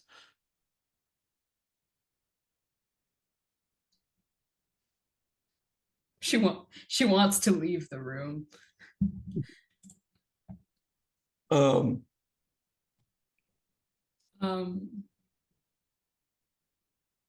The bees, oh my god. Oh no. Help. Do you need me to feed you some lines? I love Flashback this to like game, but Hans Runa giving Runa coaching on basic Giving you like a talking to an Iron script on how Prince. to. Well, because Hans actually knows heel grunt. Yeah. Does that make sense? Yeah. So I'm That's actually the- good Heel at grunt. How them you having a- like Vestin royalty is very different than dealing with Iron Princes. Yeah, let's retcon a bit and say that you've been given a bit of coaching and a bit of a like, in case he asks about why Logan is a good fit or why he should at the very least not hostilely take over a third of Freeburg. Yeah, I would support this because half of this group doesn't seem like. I thought we were just personally. I thought we were just supposed to be escorts, just kind of showing Yeah. around the city and such. Not To some That's what degree, I there is- thought, there is- too. she's meant to be at his disposal if he wants something. Does that make sense? Okay. But there's also like this is a sort of preliminary conversation. Does that make sense? So here's what I'm gonna do. Hans, I would like you to give me a strategy roll Okay. with your wits. I'm getting help. Yay. Because Runa, in my head, she's just like, Well, she has a sense of the man, and Hans has a sense of the man, and he also has a sense of what Hilgren is interested in. Mhm. Does that make sense? So Well, and it This is the wouldn't have been pregame pep talk. Yeah. Yeah. So wits it- and strategist, you said? yes. All right. It may not have been a bad idea if they sort of discussed like who maybe might be a good fit for who. Like, so if you want to switch with me, Ruth, and I'll take Hilgren and you can take Daddy Daddy Seeger? Seeger. Well, regardless, I don't know which one would be a better fit. Let's keep going with this because I think it's going to be interesting. Okay. Oh god. So- Maybe he'll okay, change so- his mind. Hans, here's 21. three really prevalent or three important things that you know about Hilgren. One is he lost every fight he had in the war. Okay. He has the largest territory that is currently like producing food and is relatively stable. And he personally resides in the former imperator's palace. That you don't do that unless you have aspirations of becoming the new imperator. And he knows he got the shit kicked out of him by Posen. Mhm. The actual battle that Hans fought in was a battle between Wish, Heilgrund, and Posen to establish who was basically going to be in charge of the Vadacine faction. Ah, right. And they didn't just decide it was Posen just by looking at her. Well, bear Shockingly, in mind, no. Posen was like a child at the time. And they didn't decide it was Posen just by. Nope, they did not. So he is talking big about taking back his part of Freiburg, which put his border against Posen's. Mhm. Right now, Yeah. Freiburg acts as a buffer between him and the most adept military commander in all of Eisen.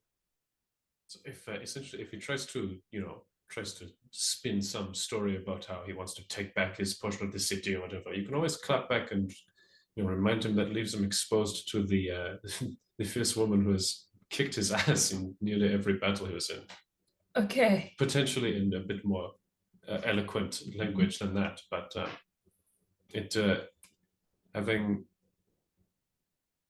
it never hurts to put him in his place a little bit. Just don't, as long as you don't cross the line into just insulting him to his face, of course. Okay. Now, what if he takes it as an insult? That's the tricky part. You have to word things specifically with him. He's somewhat quick to jump to conclusions. You have to kind of toe the line of jest, if you will. Great. What would a Tory do? Pretty much. Perhaps some insult and general debative language lessons from Honorine could be helpful last minute. Oh boy. I fear I am quite unfit for this position, but we'll see. That's definitely not what you'll want to say. Cutting forward to Not Honorine. no, she's just saying that, just being so real with Hans. Yeah, I was kidding about that. Runa is relatively under-socialized. Like, this is, in the time she's known you guys, that's been her with the general public. So she's trying her best out here. But the jump to, like, dealing with an Iron Prince is just, it feels a lot for her right now. Yeah. That's amazing advice from Len. He kind of he looks he just sort of like waits expectantly. Does that make sense? And when Runa doesn't really say anything, you can see Oh, there's we're kind back of- here. Cool. Yeah. So you're back in the present. Does that make sense? And here's the thing, it's a very Vestin thing to just do a stare down. Does that make sense? Like just see who breaks first. And like I'm not going to have him roll because she's got a resolve of 4 and he's not in that ballpark. Cool. Does that She's make good at the sense? stare down. She's really good at that. And he just sort of like he reaches down and you see him like he clenches the cane that is against the table. And you can tell in the like line of his jaw and in his muscle, there's some genuine rage in this man. And he doesn't really have an outlet for it. Does that make sense? Right. Um, he says, let me guess.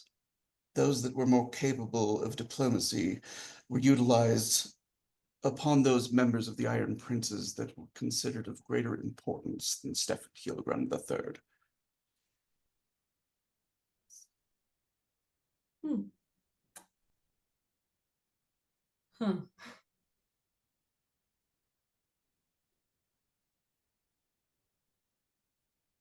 Why is my brain blank?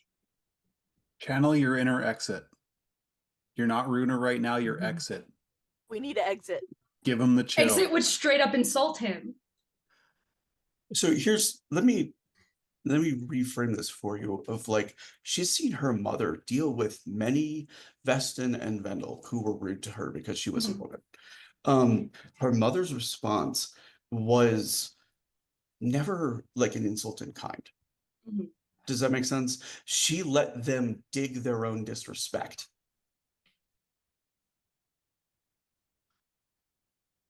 Um, he and like he looks to Runa, and he says, "What? You're here to threaten me?" No. And hopefully it won't come to that. Um, his brow furrows, and he says, "You simply expect me to support the child of my enemy as an Iron Prince." Better than sharing borders with Posen.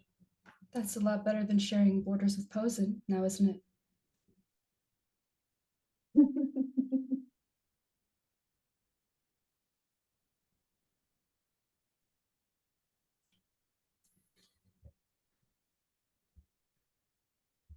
I have a question of you. I've That heard would by be- reputation that there's a creature here that was in the sewers that was slain. A creature extraordinarily poisonous.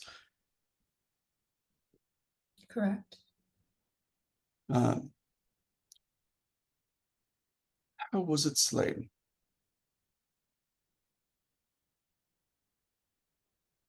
By my friends and I.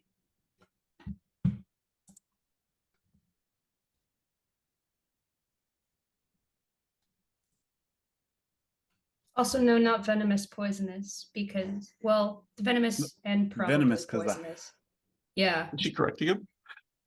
It's Gav. He said venomous. So Yeah, he that's, still died that's to fine. He poison. said poisonous. I'm fine with her correcting him if she cares for the Is difference. she too? It's fine. No, Okay. that was definitely Gav fine. interjecting. Not that wasn't Bison. That was Gav. That is totally fine. He says, I mean specifically how.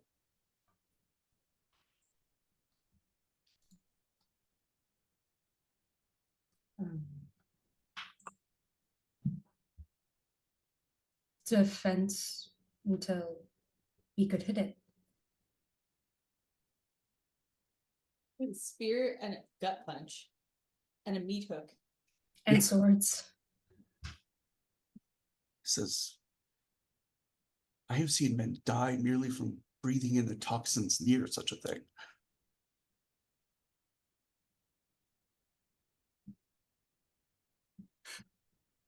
Yes. Um,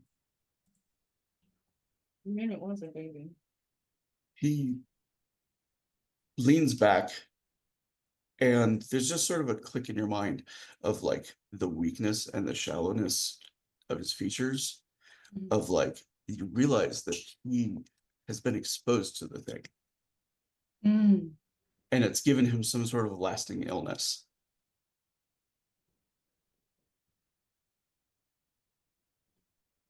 You've come into contact with one yourself? Says I led a force against one. Mm. Says the swamps in Hiogrund are a necessary part of our economy, and it took up residence in one. I have sent men in, I have hired the Explorers Society, I have taken many measures to defeat this creature, and it is a blight upon my lands, and I understand that you have ended one.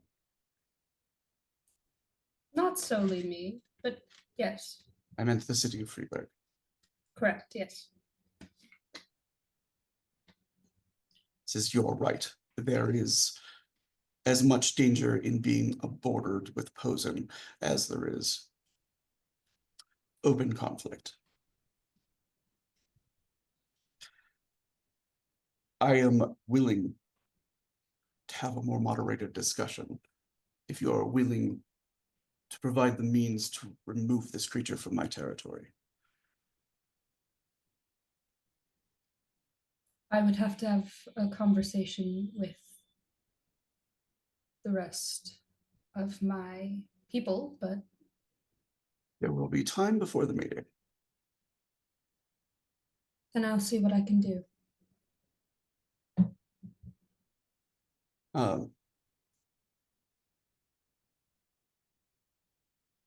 We will see how Logan Seeger conducts himself and whether he is a more dangerous neighbor than Fawn or Posen. That is all the promise I can offer right now. All right.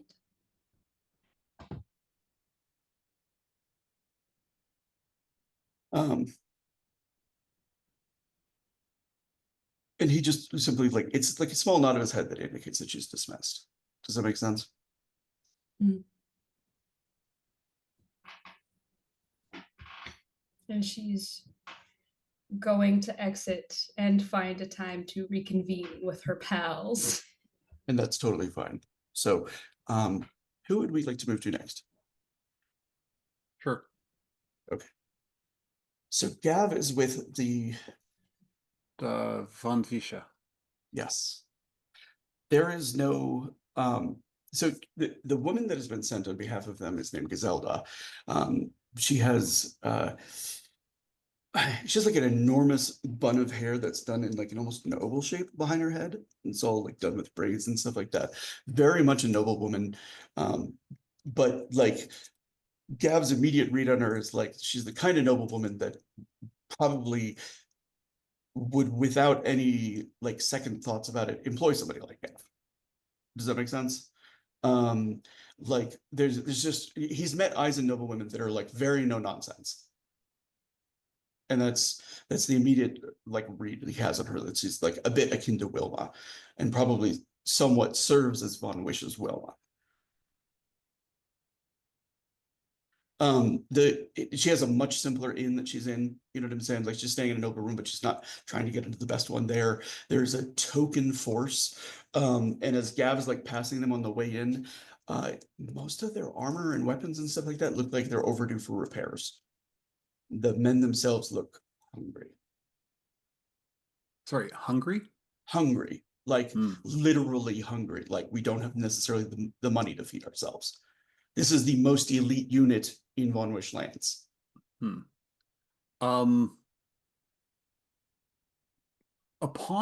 specking that, before he actually goes to the door, he turns around, goes back to the innkeeper, and asks for and pays for a round of food for the men. Okay. And she's like, do not tell them it was me.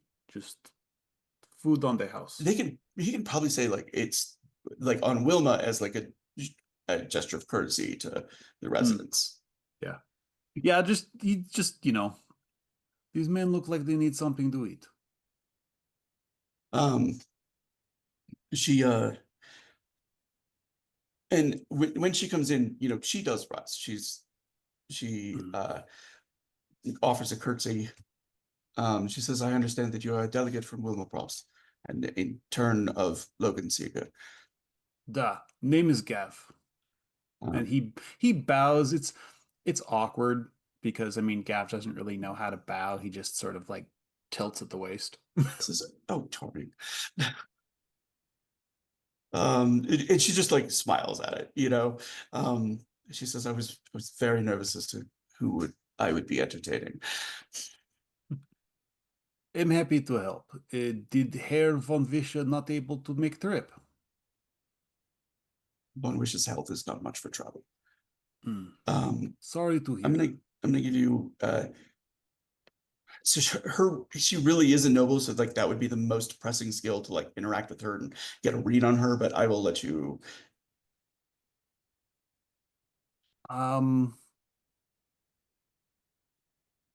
Honestly, like criminal's the only real social skill Gav has, if I'm being honest.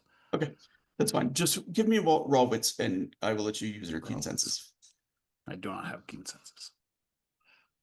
He notices things, but he's not good at noticing things. That is a 13. So it doesn't like. Do you know when somebody is telling a lie that they intend to be inoffensive? Does that make sense? Like it's not like that they're trying to deceive. It's like They're being polite. delicate yeah. It's the white lie of politeness over the I'm Gav is trying used to that. Yeah. Um she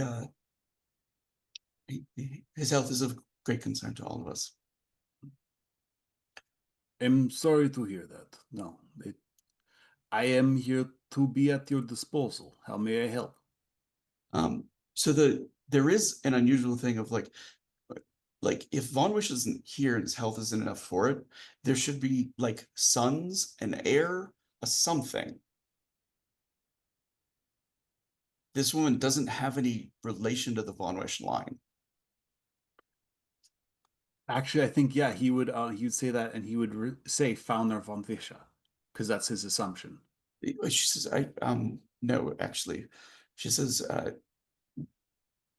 crap, I didn't write her name down. If you will give me just a second, I will get it. And she says, Inselhofer. Fauner Inselhofer. How may I help? Well, she says, I'm here to do my best to relay the discussions of the council back, but I cannot in good faith cast any kind of vote in Von Wish's name. But we did not wish to show any disrespect to Folk Fischler. I do not think any disrespect is taken. He seems like a very nice man. That's lovely to hear. Is there any way I can help you, Fauner Inselhofer? Do you have any advice about the other Iron Princes and how I might avoid offending them? Gav kind of like sort of shrugs. He's like, I am native of Freiburg and have only left the city once in my life. I do not know much about the Iron Princes, but the ones I have met, Herr Sieger, Herr Logan Sieger, and Herr Fischler. Herr Fischler seems like regular guy. Very nice, regular guy. Logan Sieger is scared mouse. I am afraid a stiff breeze would knock him over. Oh, that's very unfortunate. He has had a very rough time of late. It is not his fault. He kind of, well, I will do my best to be kind to him. She says, if I might ask a favor of you, I understand that your Wilma Probst is quite astute when it comes to numbers, accounting, that sort of thing. She is very smart, da.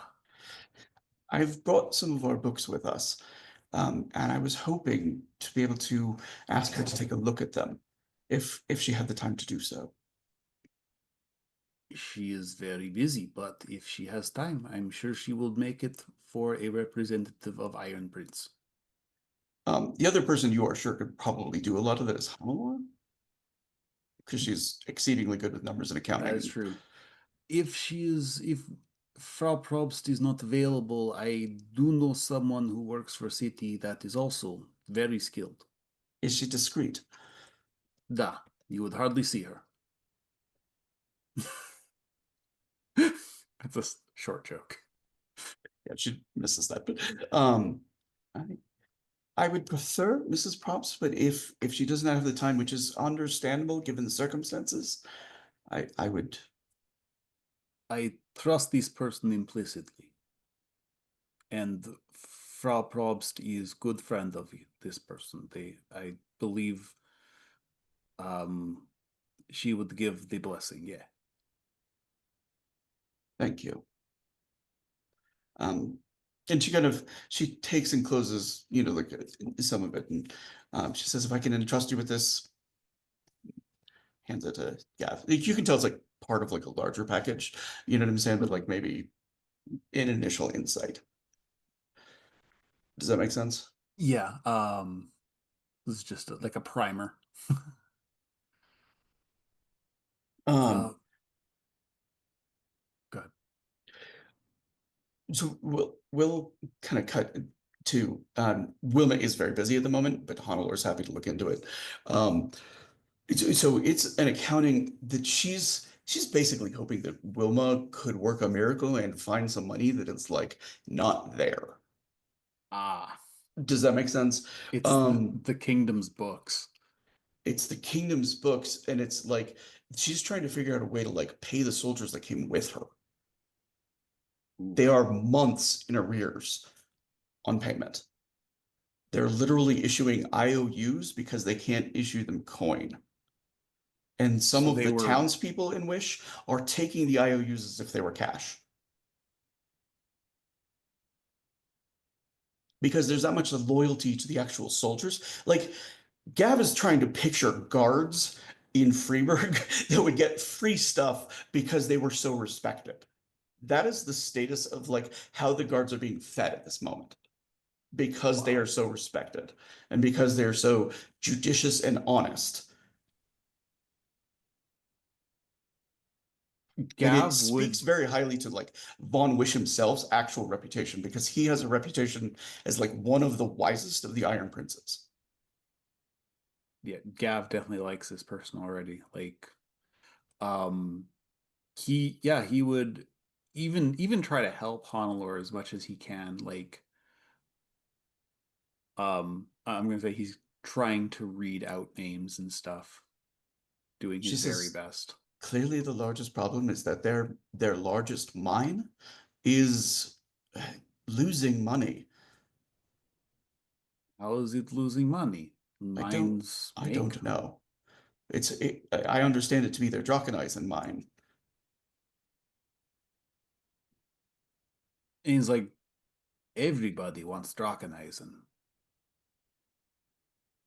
She nods. She says, I understand the process of mining it is extremely exacting. Specially trained miners are required. Then they just. But even then, I mean, everybody would want to buy from them because it's Draconeisen. Who? She says, and if there was no Draconeisen coming out of it, why employ miners? I see. So Draconeisen must be coming out, but they must be paying too much. This does not make sense to me, and it reeks of theft. It's like, Gav's like, I am not good with numbers, but I know scam when I see one. I've worked a few. Does the woman who gave you this seem the type to run such a scam? Yet. Then someone is running it on her.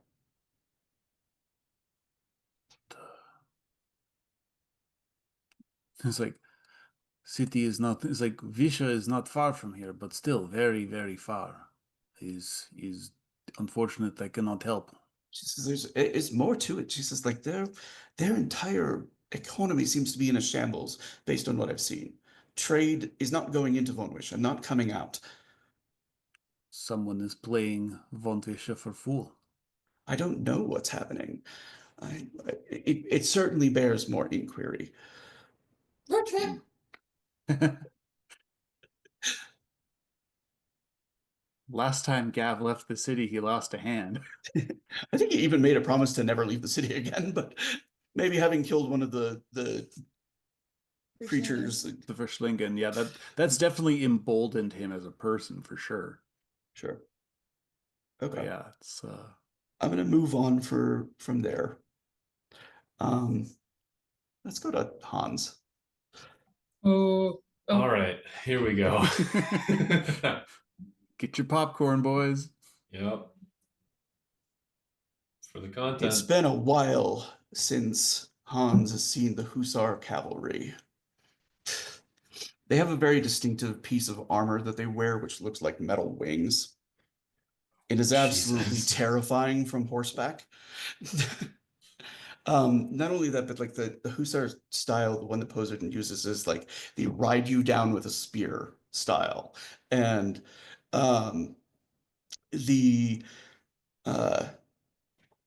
kind of moving through them, you know what I'm saying, is definitely a trip down like, yep, yep. I remember this really terrifying thing where they were all riding past me and then I took a pot shot at their leader and she fucking killed me. But there's like at least the reassurance of that was years ago. Do you know what I mean? And like by Yeah. reputation, Posen is the kind of person who has killed hundreds. Do you know what I'm saying? So the likelihood of He's counting on time. He's counting on time being on his side here for sure. um I'm sure everybody's kind of been pulling up images of the different princes we've been talking about and stuff. Fauna Posen wears no religious accoutrements, despite being the largest and most formidable supporter of the Vatican Church in the War of 30 Years. Her hair is cut short. She is in full Drachen sitting at the dinner table. Does that make sense? Her helmet is like sitting on the table. And she looks up, pauses, then looks up again and studies Han's face. oh. And she leans back, like there's like a sliced apple in her hand, and like you see she's continuing to draw the knife through the skin in like one long peel, and it never falters as she's watching Hans's face. And then she looks to the guards that are in the room. She says, "Get out." And without a question, they leave. And she like reaches out and with a boot, she pushes the chair out. Approach and sit down. Greetings. How did you survive a sword through the heart? She knows. Scheiße.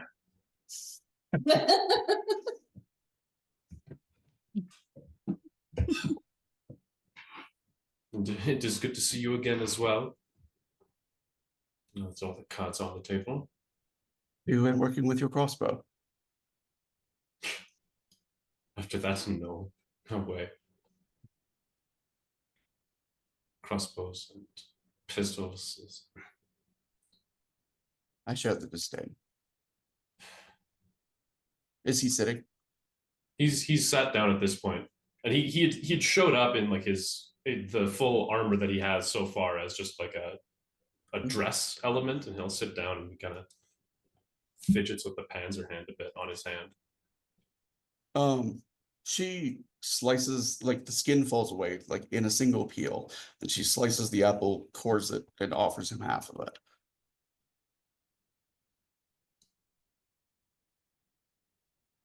It'd be rude to turn it down. And he's like trying to rationalize this all and very hesitantly accept. Just as, how did you survive a sword through the heart? Funny thing about sword through the heart, you can't survive that. Shockingly. That's been my experience as well. Yeah, it is something I still question a bit to this very day. So you're telling me you don't know? I know very little. I sense that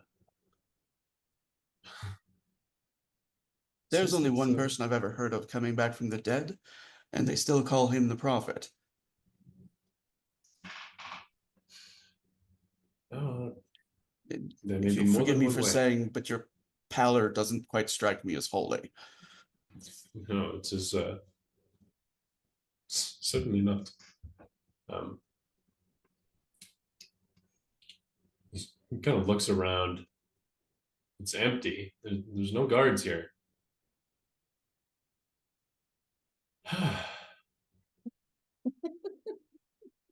Well, would you like a tour of the city, or would you like I've been here before. probably a story you're not going to believe? I would be delighted by a story I'm not going to believe. That is, I was expecting and afraid of that. Kind of leans back a bit. He's desperately trying to relax. Well, where to begin? She hasn't started eating the apple yet. She's literally cutting smaller and smaller slices and just like eyes locked on him. Does that make sense? Where to begin? I suppose well, you know all of what happened up until the unfortunate sword through the heart. There's a God, how long has it been? It's an indeterminate amount of time. 12 years.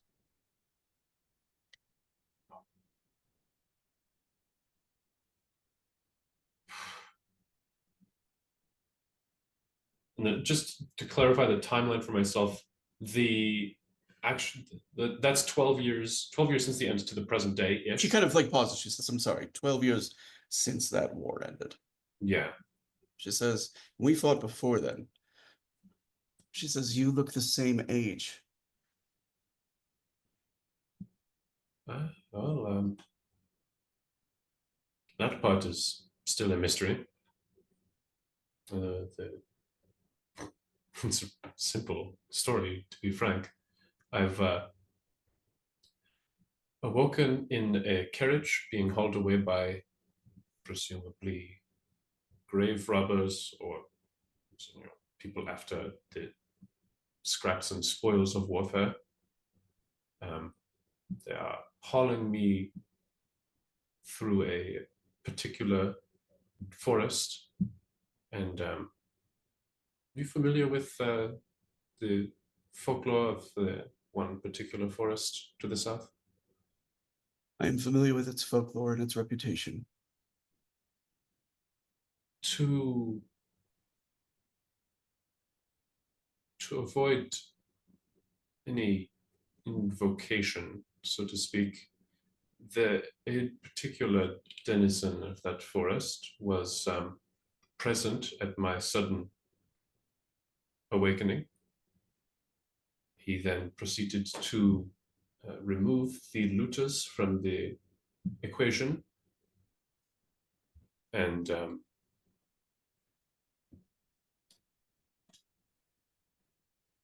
quite bluntly told me to get up and that there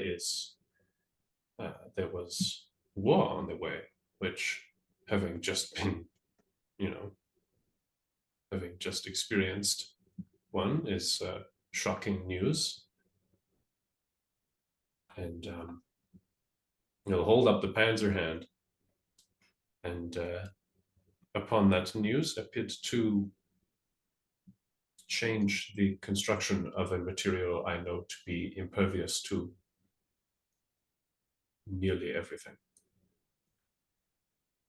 Fascinating. It is fascinating and terrifying to this day. One more, only minorly less terrifying than this exact moment, to be frank. She says, we're not at war. And that is a blessing in Yeah. She dark says, times. it was never personal. Oh, it can't be in war. Can't make it personal with that many people. No, you can. I'm sure Seeger still holds a special place in his heart for me. I mean, for you, perhaps, but for your, the unnamed soldiers he's slain, probably remembers even less than you. She kind of smiles. She says, I remember everyone I've killed. Somehow that is not surprising. She says, it's a curse. I remember almost everything. I think everything. She says, but also when I was trained to use the spear, I was always better than those that I trained alongside because they were trained to look at the chest, aim for the chest, don't look at the man. Says, I hit when I looked at their face. Sometimes I missed when I looked at their chest. So I trained myself to do what was needed.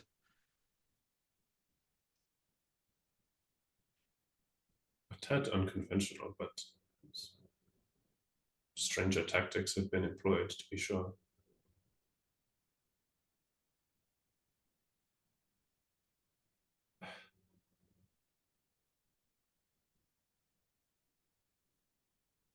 Well, that is just about everything up until the present day.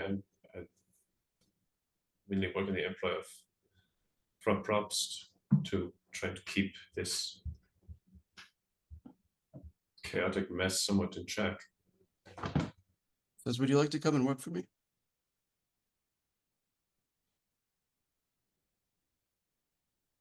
You could have surrendered. You could have fled.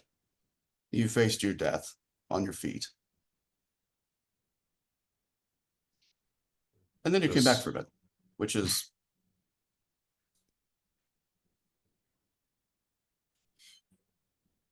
I mean, had it been... Had this been 12 years ago, I would accept wholeheartedly. And it is still an honor that you would even offer. If it were not for a... You don't have to butter me up if the answer is no. No, it is... Perhaps given time. I have a somewhat inconvenient obligation at the moment. I have a command with your name on it if you want. If if anything survives the next year or so, then you would likely see me there. She says, what do you think is going to happen in the next year? And who's to say? We have Logan Seeger as the theoretical next ruler of this place. We have 3 Iron Princes vying for this territory. There's the constant threat of the Inquisition trying to, reunite Isen under one Vaticine rule. She says, Von Wish has no standing army to speak of. Hilgrun couldn't fight his way out of a wet paper bag. And he knows it. She says, if I want this city, I'll take it. She says, do you know how much time I spend in a week dealing with the logistics of my army and my own territory? I'd be willing to wager the bulk of a week. I do not get much sleep. I do not need to add 700,000 people to that roster. But I will if that is the only choice. I believe in Logan. He is young and potentially a bit foolish, but he's a young man. He has very little experience with these things, but he's in many ways wise beyond his years. I have no quarrel with a young idiot so long as he listens to wise advisors. Oh, I mean, we have a whole council set up of people with far more experience than him, if that is a concern. Does he heed them? So far, he's had a few lapses in judgment, no fault of his own, realistically, but he's seems to be open to kind of letting others lead, as so long as it keeps him out of trouble and out of war. She says, let me be blunt. You have been honest with me, and I will be honest with you. I do not wish to take Freiburg unless I have to. And I do not wish to become the Imperator of Eisen unless I have to. But who would want that? there are two others that will be at that council tomorrow that most certainly have those aspirations. Stefan Hilgrund is not a great commander, but he's a sneaky little git. And he has been doing something in the Imperator's palace, and I do not know what, and it bothers me greatly. He's taken up residence from the rumors I've heard. Now he's importing Blackwood. Wait, he's what? He is importing Blackwood into the palace, and I do not know why, and my spies are reasonably certain that he is also conducting massive human sacrifice. Okay. Perhaps it is good. Perhaps it is good to see you again after all. He smiles. She says, would you like to know what my spies have to report about Seeger? Oh, yes. All of it. She says, Seeger does not have the army to stand against me. He also does not have the food supply. However, he is in a relationship with Mondavi. Mondavi supplies him food and trains his men. Seeger has already earned their loyalty, and when the time comes, he will march an army of Vidachi soldiers across the land and think that it will put a stop to me. He's meddling with that Blackwood. His Mondavi's intent, of course, is to conquer Vidachi. He thinks he can become a new emperor, but he does not understand the man he's in bed with. Clearly not. I mean, to be frank, Hilgrund has been foolish since the beginning. I mean, you're not better than anyone. He's sent us all into a meat grinder against you. Oh, I'm not a good commander. It's surprising that we held out as long as we did. Jesus, you know my purpose here now. Indeed. I hope if we have information to share, we can do so. Well, just so happens that I'm rather familiar with I suppose, the Prince of the Black Forest. I'm very interested in that conversation. That is, if you have the time, I would like to have that conversation, but I would not like to have it in this city. It's also understandable. And perhaps we So say let me pause real quick, because we're like 5 minutes from what would be time. Oh yeah, shit. So, and I still have 2 more people to go through. So I'm going to ask if we can go late. And if the answer is no, if people are exhausted, we can do this at the beginning of the next episode. That is also fine. And I'm including Kevin in this question because I appreciate you being here. So thumbs up if you're good for going like another 30 minutes. And genuinely, if you're not, any thumbs up? Okay, cool. Okay, cool. So we'll continue. She says, on the morrow, in the morning, come to my camp for a practice session. We'll discuss there. I'll stand and snap a salute and walk out. She shakes her head and she just offers her hand. Very well.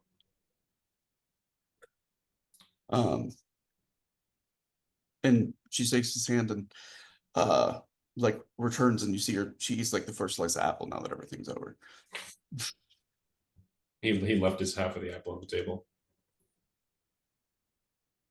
He kind of hears her just like stab the whole thing with a knife. Food is food. Yeah. All right. So I'm going to move to Rosa. Are you doing okay? Yeah. Want to make sure you're having both good signal and could hear us. So, Yep. all right. I just completely blanked on who she's meeting with. Not Sigurd. Heinzel. Okay. So the first meeting with Heinzel is kind of odd because like she gets met by like somebody who's in his service. Does that make sense? It's like, oh, you will meet you, and like they make an arrangement for a meeting at another time. Does that make sense? Like he's indisposed at the moment. And then the second meeting has the same thing happen. And then the third one is like, is he available to meet at the bear house? You know, and like the person's kind of like, oh, that'd be delightful. Yes, he would love that. I'll make sure that he's there.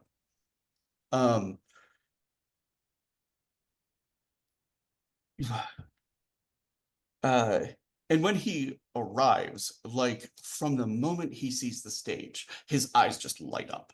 You know, like his guards kind of like stay on the outside. You notice that he has like a large number of servants who kind of hover more than usual. Does that make sense? And you know, he's got like very elegantly like slick back hair. It's like starting to he's got like ever rising widow's peak. And you know, like full beard. He's a hefty guy, but like in a like I just enjoy eating in life kind of way. um, and he mounts the stage and just sort of like reverently runs his fingers over part of Rune's set. But like he's not like doing anything bad. You know what I'm saying? It's clearly like you have seen a man with like a love for the theater. You know what I mean? And just starts singing, like full opera singing, like kind of like testing the acoustics, um, looking up at the, you know, like just sort of like looking around. He's got an amazing voice and incredibly passionate.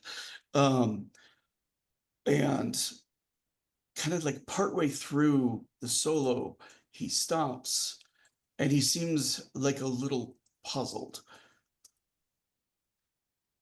And he looks down at Rosa and like for the first time he seems to like actually see her. Does that make sense? He's like, oh, hello. Buongiorno, signore. He kind of looks to like the woman that had like delayed the meeting with Rosa twice. That makes sense. And he like whispered, Queen Fadachi. She says, you know, sir, we're in Freeburg. He's like, oh, it's lovely to meet you. And he And like, you too, signore. would you prefer Vadachi in fluent Vadachi, which like really marks him as like an opera lover because like Eisen and Vadachi produce the operas. And so in Vadachi, she'll say, this is my first language, so it's much easier for me to speak in. It says it is a beautiful language. Thank you very much, sir. I believe so as well. Why are we in Freiburg? The woman that's behind him.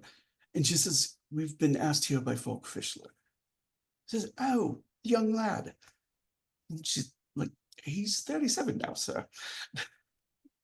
And he kind of like, oh, that's not much of a lad anymore.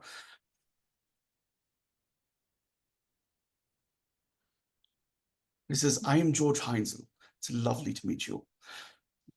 Rosa Nix. Well met, yeah, and signore. he takes her hand and he kisses it. It's like, and it's not at all like a creepy, it's just like, he knows Svidochi custom. He doesn't get to do it with Eisen very often. And so it seems like he just sort of like delights in it for the moment. You know what I'm saying? He wishes he was Vadachi. Got it. You don't think so. You think it's like he's multicultural. He likes them both. You know what I'm saying? His lands are actually like on the border with Vadachi. So it stands to reason that he's very fluent with both. And the woman that's with him kind of like, so there's and she just like lays out everything that's happening to him, like in Freeburg at the moment. Does that make sense? Like Logan Seeger's son has been named by Nicholas Trog as the heir. He's like, oh goodness, what happened to Trog? And she's like, he threw himself off of the Wachtturm. Goodness, why? Yeah, Rose is just this gonna she's been around nobility before, This and she is knows something else. Yeah, Like, and so and she's even going, all my training has gone out the fucking window. What do I do? did you want to look at his arcana? Oh, yes, she will. Okay. Very curious. I'm hella curious. 3, 7, keep 3. Most people do not have an arcana. 27. Okay.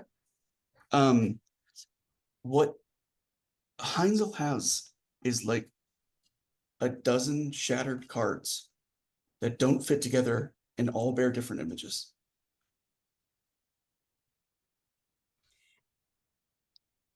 Yeah, and she doesn't wear her mask anymore. So Yeah. she turns it on. Yeah, and like the sees moment it, her eyes starts go black, he kind of blinking, like, and then turns it right back off and is like, "Scusi, I striker, see, I like in the operas. see, like the operas. Are you in love? I hope so." Oh, and the like woman is kind of like clears her throat. He's like, right, you know, there is politics to be had. If there is time permitting, I would love to hear about it. Si, signore. He says, what is this production? I don't recognize the set. And he like just takes her hand, he like puts it on his arm, you know what I'm saying? And like starts to kind of like circle around it. And as best as Rosa can, switching in and out of Aizen and Vidachi kind of fluidly, she'll give the storyline of the play.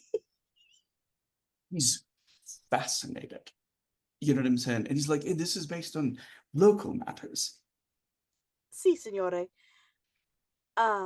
And all of the assistant's kind of like, I've also understood that the performance is somewhat topless. si. And he just like, the men don't wear shirts. And she just kind of because she's imagining like her hand is around his arm. She just kind of puts her arm on his arm and goes, "No, signore, the ladies do not have tops." Yes. It must be quite stimulating. Is it still going on? He says, my wife would have loved that. Can we invite him to a performance? Like they've kind of retired the performance, but all the performers still know the parts. Command performance. I can speak with the performers and the other artists to see if we can put on a performance for you, signore. Lovely. And this is sort of like a last minute, like, help everybody. Don't mind this slightly burned part of the set, you know. Part of my set is burnt. It was in a battle. They were hiding it. You know what, you're they right. couldn't see it. Runa can fix it. You've never seen somebody like more enwrapped. You know what I'm saying? Like, and as it's going on, like the fact that like it's topless is like doesn't even register for him. Somebody says he's engrossed in the music, he's engrossed in the story, like literally on the edge of his seat the entire time. You know what I'm saying? You see him like mouthing some of the songs after he catches the lyrics. Do you know what I mean? And kind of like swaying back and forth. And you know, the woman kind of like he has not been himself since the end of the war.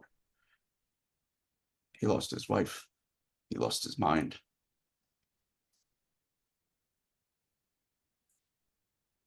So He has these moments from time to time, and she just bursts into tears.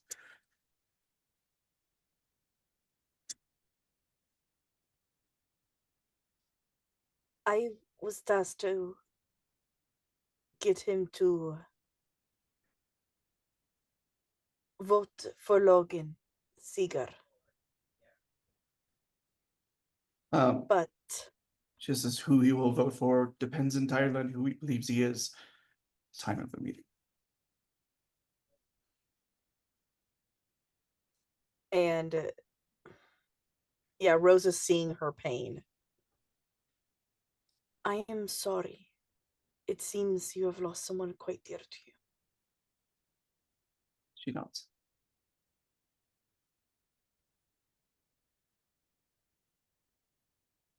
She says, there are not many kind Iron Princes.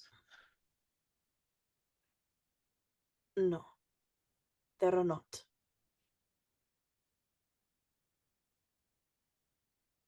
And she just kind of, she leans against Rosa. It's like the performance goes, I'm sorry. Oh, it's Um, okay. She leans against Rosa as the performance goes on, just kind of like watches him be engaged in it and be delighted.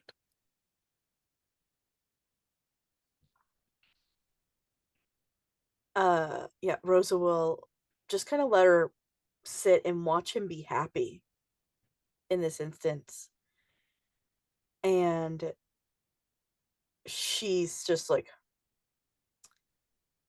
yeah, no, she's gonna basically make this trip having him see as much opera as he can. Okay. And then she's also gonna try and talk to Kurtz. I think that's who I'm thinking of, Yeah. the violinist who can't play anymore, because she thinks that would be really good for him as well. Yeah. He's kind of there because he's the musical director now. You see that like there is definitely something moving for him in seeing others like so moved by music. Does that make sense? Mm-hmm. So I'm gonna cut away there. Like it's kind of clear that like Heinzel's ability to participate is going to be dependent on his mental state at the time. Does that make sense? And there's no predicting it. But she's going to do everything I'm she okay. can. Yeah. This is what happens when I run 2 nice games in a row. Sorry. I told you guys we had 2 nice sessions. He's got a Yeah, build Yeah, up. yeah. Okay, I'm good. Player's gonna cry, but yeah, Rose is just kind of staying stoic for them. All right. So we're gonna move to honoring. And Do you need a minute? Are you okay? no, I'm good. The cat is watching you intently. I think she thinks I hurt you. She's okay. She's good kitten. All right. Okay.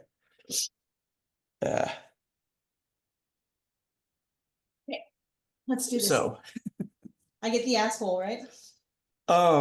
Logan Sear is like of all of them, he hasn't like actually moved into the city. He's staying in like an encampment outside. He's got like military encampments that are set up. And as Honorine is approaching him, Ettore kind of like appears. Sorry, I should face the camera, not face Honorine.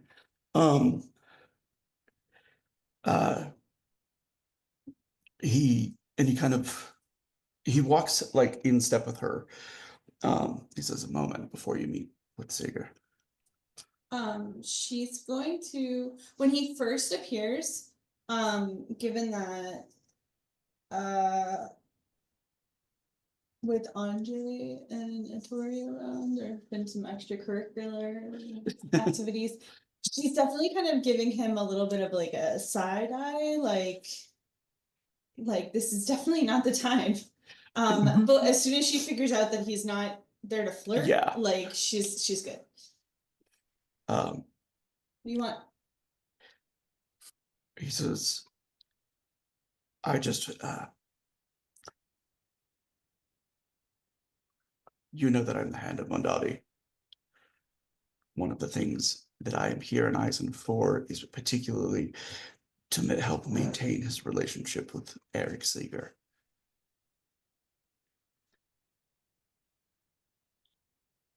They are in an accord.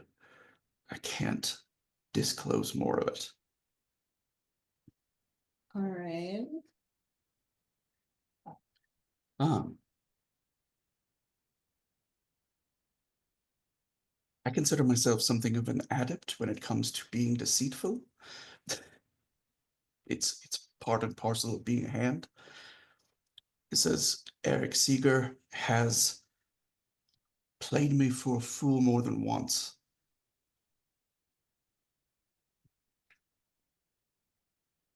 Picked the wrong Iron Prince.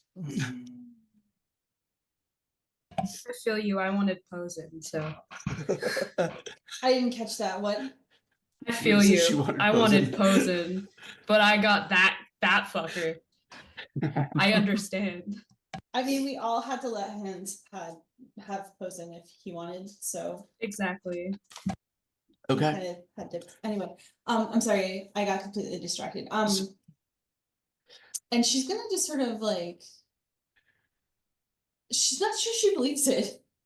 And Tori just kind of like pulls his foot up and turns. Like this is as much as he kind of dares to do so close to Seeker's camp. And you see he melts back into like the encampment of tents around the city.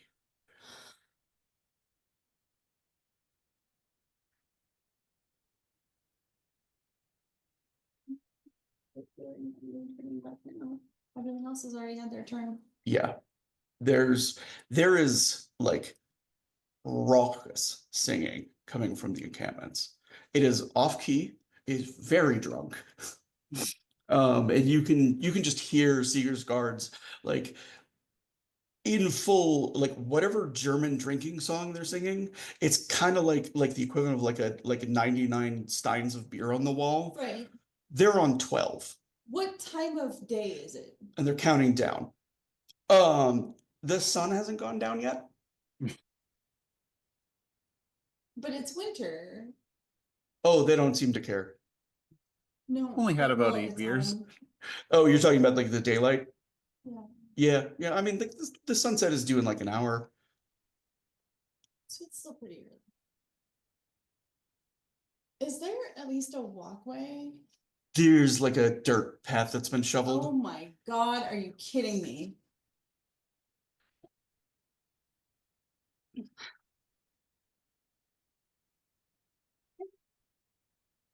Honoring is going to muster as much dignity as she can, walking down a dirt path into a camp full of drunken soldiers. I don't know that she.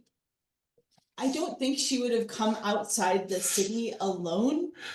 So I don't know if she has like a couple hired people with her or like just a maid or like one of her staff or something.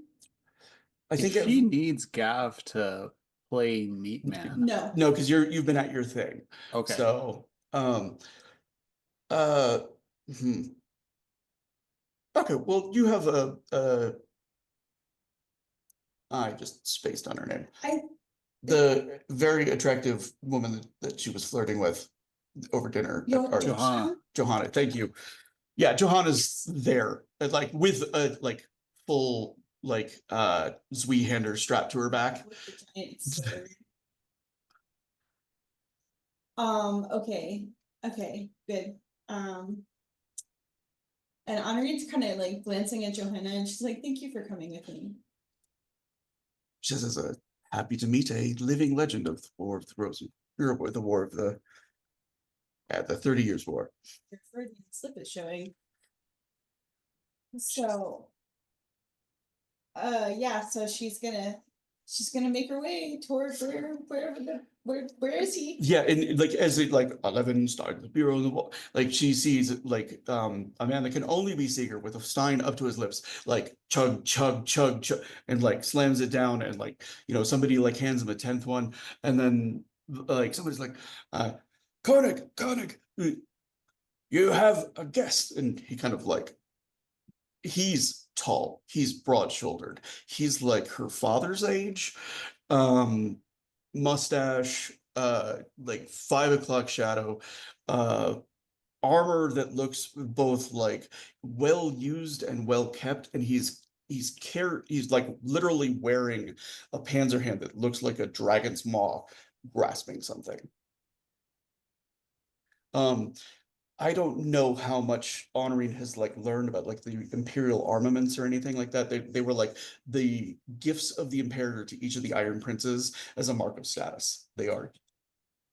The plan was to ask about that on the fish date. Oh, okay. Sorry. It got delayed. Totally fine. He's buying a suit for it. This is fine. And Seeger kind of like just looks Honorine up and down. He's like, "You're not from here." Oh, neither are you. He says, "That's a size to size accent I hear." Oh no. That's out of character. He gives a laugh. He says, "Now that is funny. It says sending a size to size woman to me. Says it was my lands that got chopped off and given to the Montaigne at the end of that little fracas.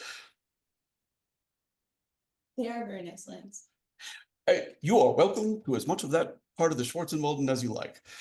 Why is that? Are you afraid of it? I like you. You're the one who's going to show me around the city? Yes. Excellent. We have 48 hours, and I hear there's a lot of bars. I'm delighted. He kind of smiles and he says, "Eric Seeger." I'm looking at that Kyle right now and he's lost his shit. Okay. Honorine sees and she doesn't take his hand. She's going to curtsy. He kind of like, "Oh, all right." He just very elaborately kind of like steps back and does like a full formal bow, as if he were like in the court of the emperor. Not bad.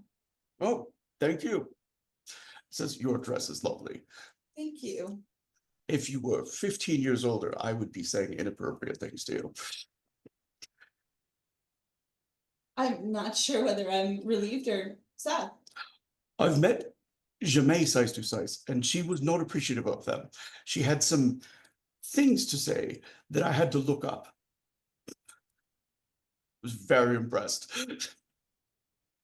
She's a very impressive woman. She is in many ways.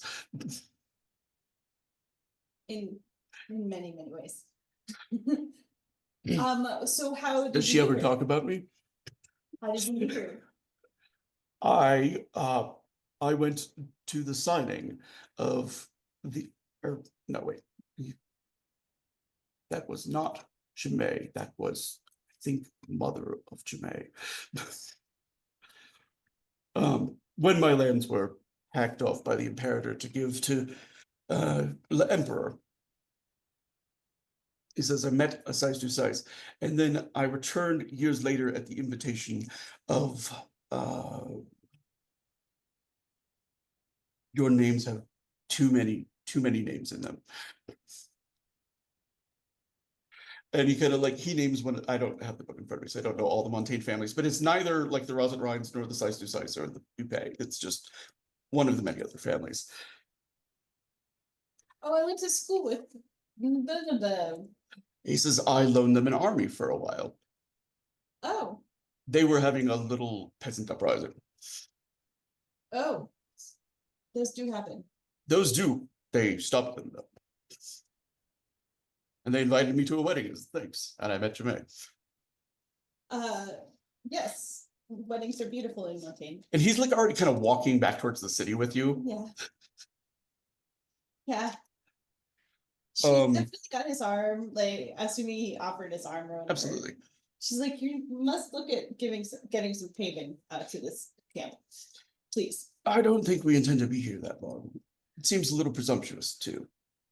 Not my city? Why aren't you staying inside the city? Well, I didn't know the good places to stay. Needed somebody to show me around. Clearly. You haven't been here before. Oh, not invited. Why did I get the pro?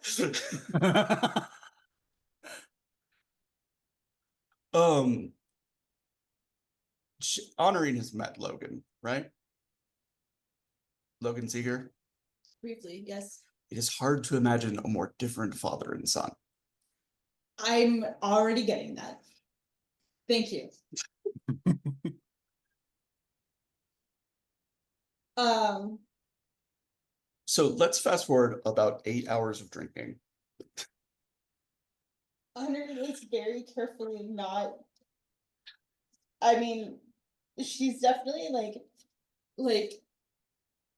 However, she can like. There's an extra coin in it for you if you just give me some beer water. Yeah, they're like, we got it, we're watering it down. She hears all manner of stories. She hears about different battles. She hears about the time you got into a fight with Fauner Posen and you lost a ball over it. Like, the man like is like he seems like very hard to embarrass. Does that make sense? Like he's got his scars, he's proud of them, and he's just like in so many ways like just seems like larger than life. Does that make sense? It's very, and he also has a reputation of -70 for like the awful shit he did during the war. What kind of stuff like did he do? Like because I mean I know we've heard about Posen executing people, but like He served under a general who believed in a like scorched earth policy, and that was whether they went through a village or not. okay. So that means he put all of the villagers, men, women, and children to death, salted the ground, burned everything to the ground, and left it mud. He turned artillery on towns. The general did or the Seeger dude? did under the general's orders. He wasn't an Iron Prince at that point. He was. Why was he under a general if he was Because the generals were appointed by the imperator. Oh, okay. So, all right. It is late in the night, like 2 in the morning. And he says, I was Johanna tapped out. what's that?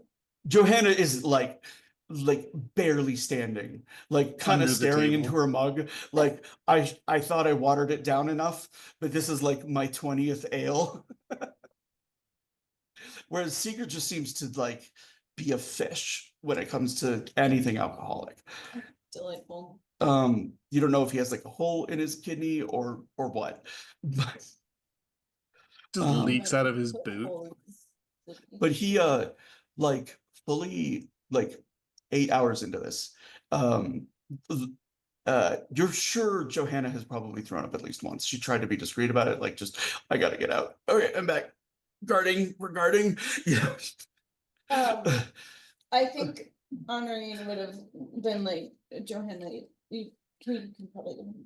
Okay, so she's alone with Seeger at that point, and like so he sets down the stein of whatever it was he's finished off last, and he just kind of like moves it aside. Says, I have a serious question.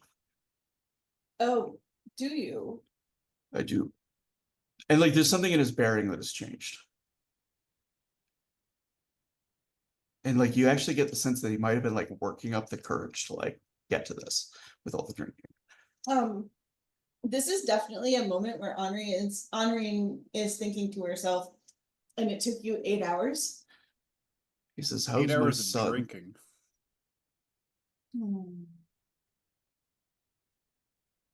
Um, it's a completely unexpected question for Honorine because she didn't hear anything about the letter or anything. All she knows is he's disowned and she's Montaigne. So like, I feel like any disowning in Montaigne is probably a whole huge affair. Yeah, scandal, Yeah. drama. And so this is kind of, she's a little bit flat-footed, caught flat-footed. And it's just like, oh, he's as well as can be considered. That doesn't mean anything. What does that mean? He was tortured. Is he doing okay? And for all I hear, he was in love with that Trog man. He killed himself. How's he doing?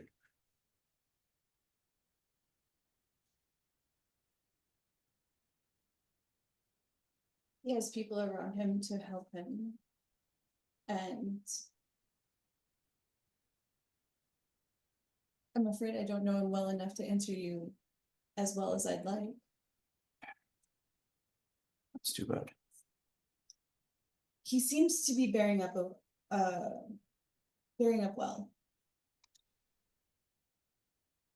Of course he is. Strong boy. To go through, I saw him when he first came out. Says when he was 17, he told me he didn't want to do what I told him to do. Do you know how many seasoned commanders I have who can't do that? I have again.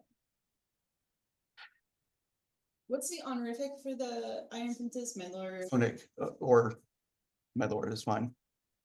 What? Koenig is the Eisenwerk for prince.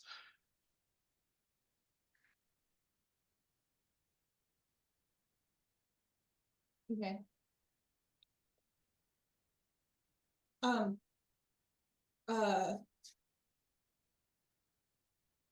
She's like, she's gonna kind of lean forward a little bit and kind of look him in the eye and tell him, I think he would make a good Iron Prince.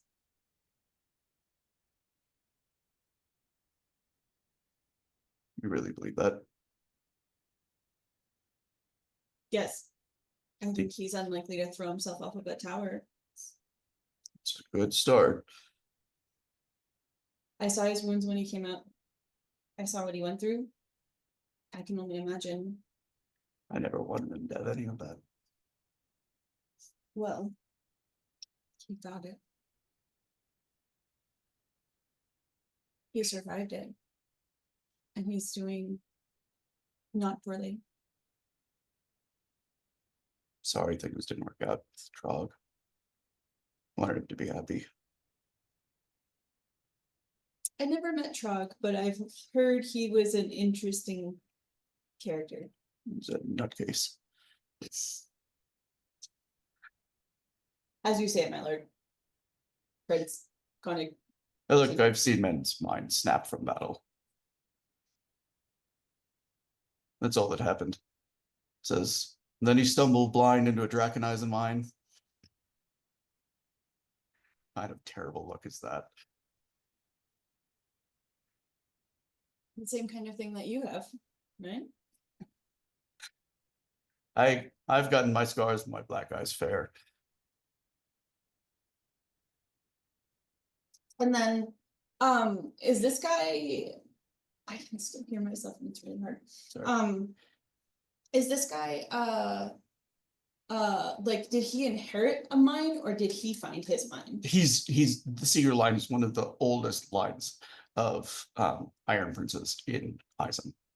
Okay, so that doesn't answer my question. So he's like great somebody Okay. had a mine. Okay, I'm like, I don't know how old is oldest. Yeah. Okay, so she's like, oh, that's right. You already had your mine. He nods.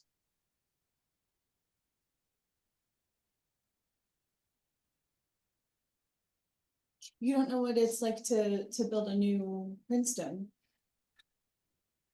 He says, Or do you? halfway through the war, he says, I was down to 9 men. Says my borders completely collapsed. Everything that I had been born to overrun. Says I was written out of the war. Nobody thought it mattered anymore. Says at the end of that war, I had regained all the land that I'd lost except some that was in Montaigne hands. It really is very lovely land. You are welcome to the forest, I promise.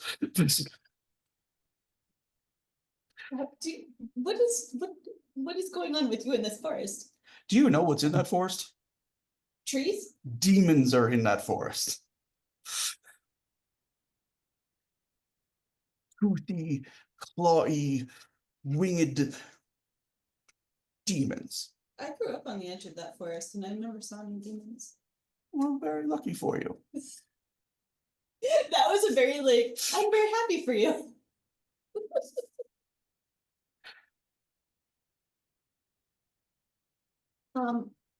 So she's going to, I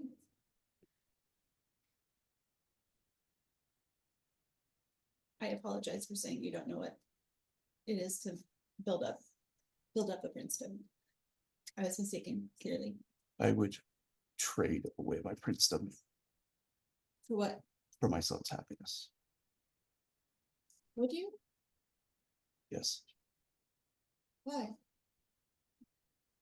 Have you ever been a parent? She's just gonna like look down at herself and then Hey, raise an I hear eyebrow. Montaigne get up to some things. No. And those skirts, he says, they're very well fitted. He says, but the hoops hide things. You could have, maybe. In the best possible way. No. Trust me, it's a compliment coming from me.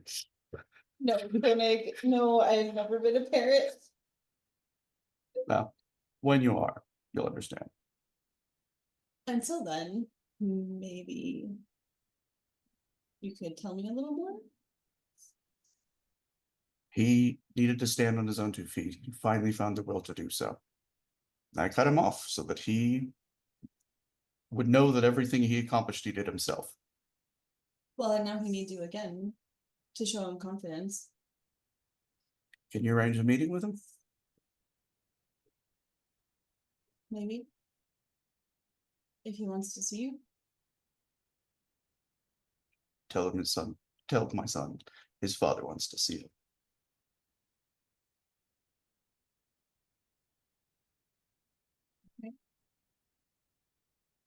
Can I send a messenger to come to your camp next time instead of walking through the mud? Mhm. Please. If you lay a peck right here, just a little lipstick, so when I go back to the men, I can. Just one, just one.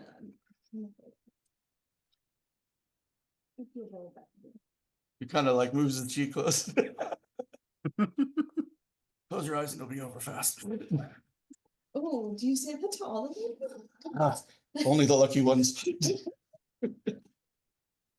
No, she's gonna kind of slide out of her seat and be like, I hope you've enjoyed the tour, Prince. Did you call this a tour? We have only been to at least 9 bars. I heard there's hundreds here. Fine, I'll let you off the hook. I'll come back tomorrow. I'll move into the city, so you don't have to send somebody. That would Since be you're great. so against a little cheek kiss.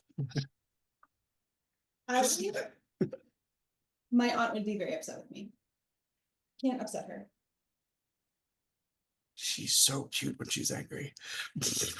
Not when you're me. Oh, but her nose does the thing where it kind of flares and her eyes get real narrow, and then she tells you things so fast in Montaigne, you have to get somebody to look it up for you later.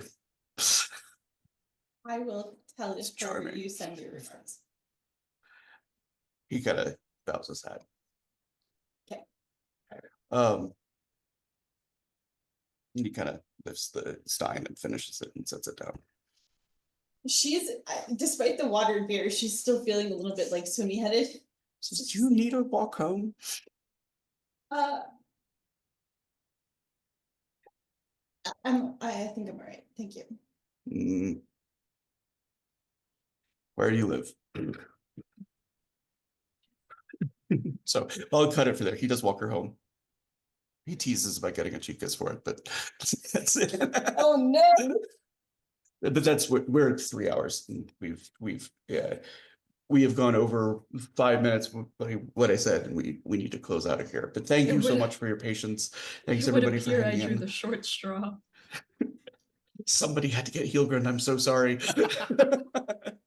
That super sucked for me, but that's okay. One of us had to do it. I offered to switch and you were like, no. So The consequences of my actions. All right. Well, so Kevin is guest producing for us, and it's his saying that has become a mantra throughout all of the Dirty 20 games. So I want to invite him to see us out. Okay. All right. Well,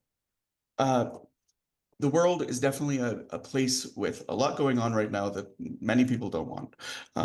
And it can be hard to be kind to people. Sometimes they definitely don't feel like they deserve it, but we can all be nice to one another. And that's what we ask you to take on as a challenge.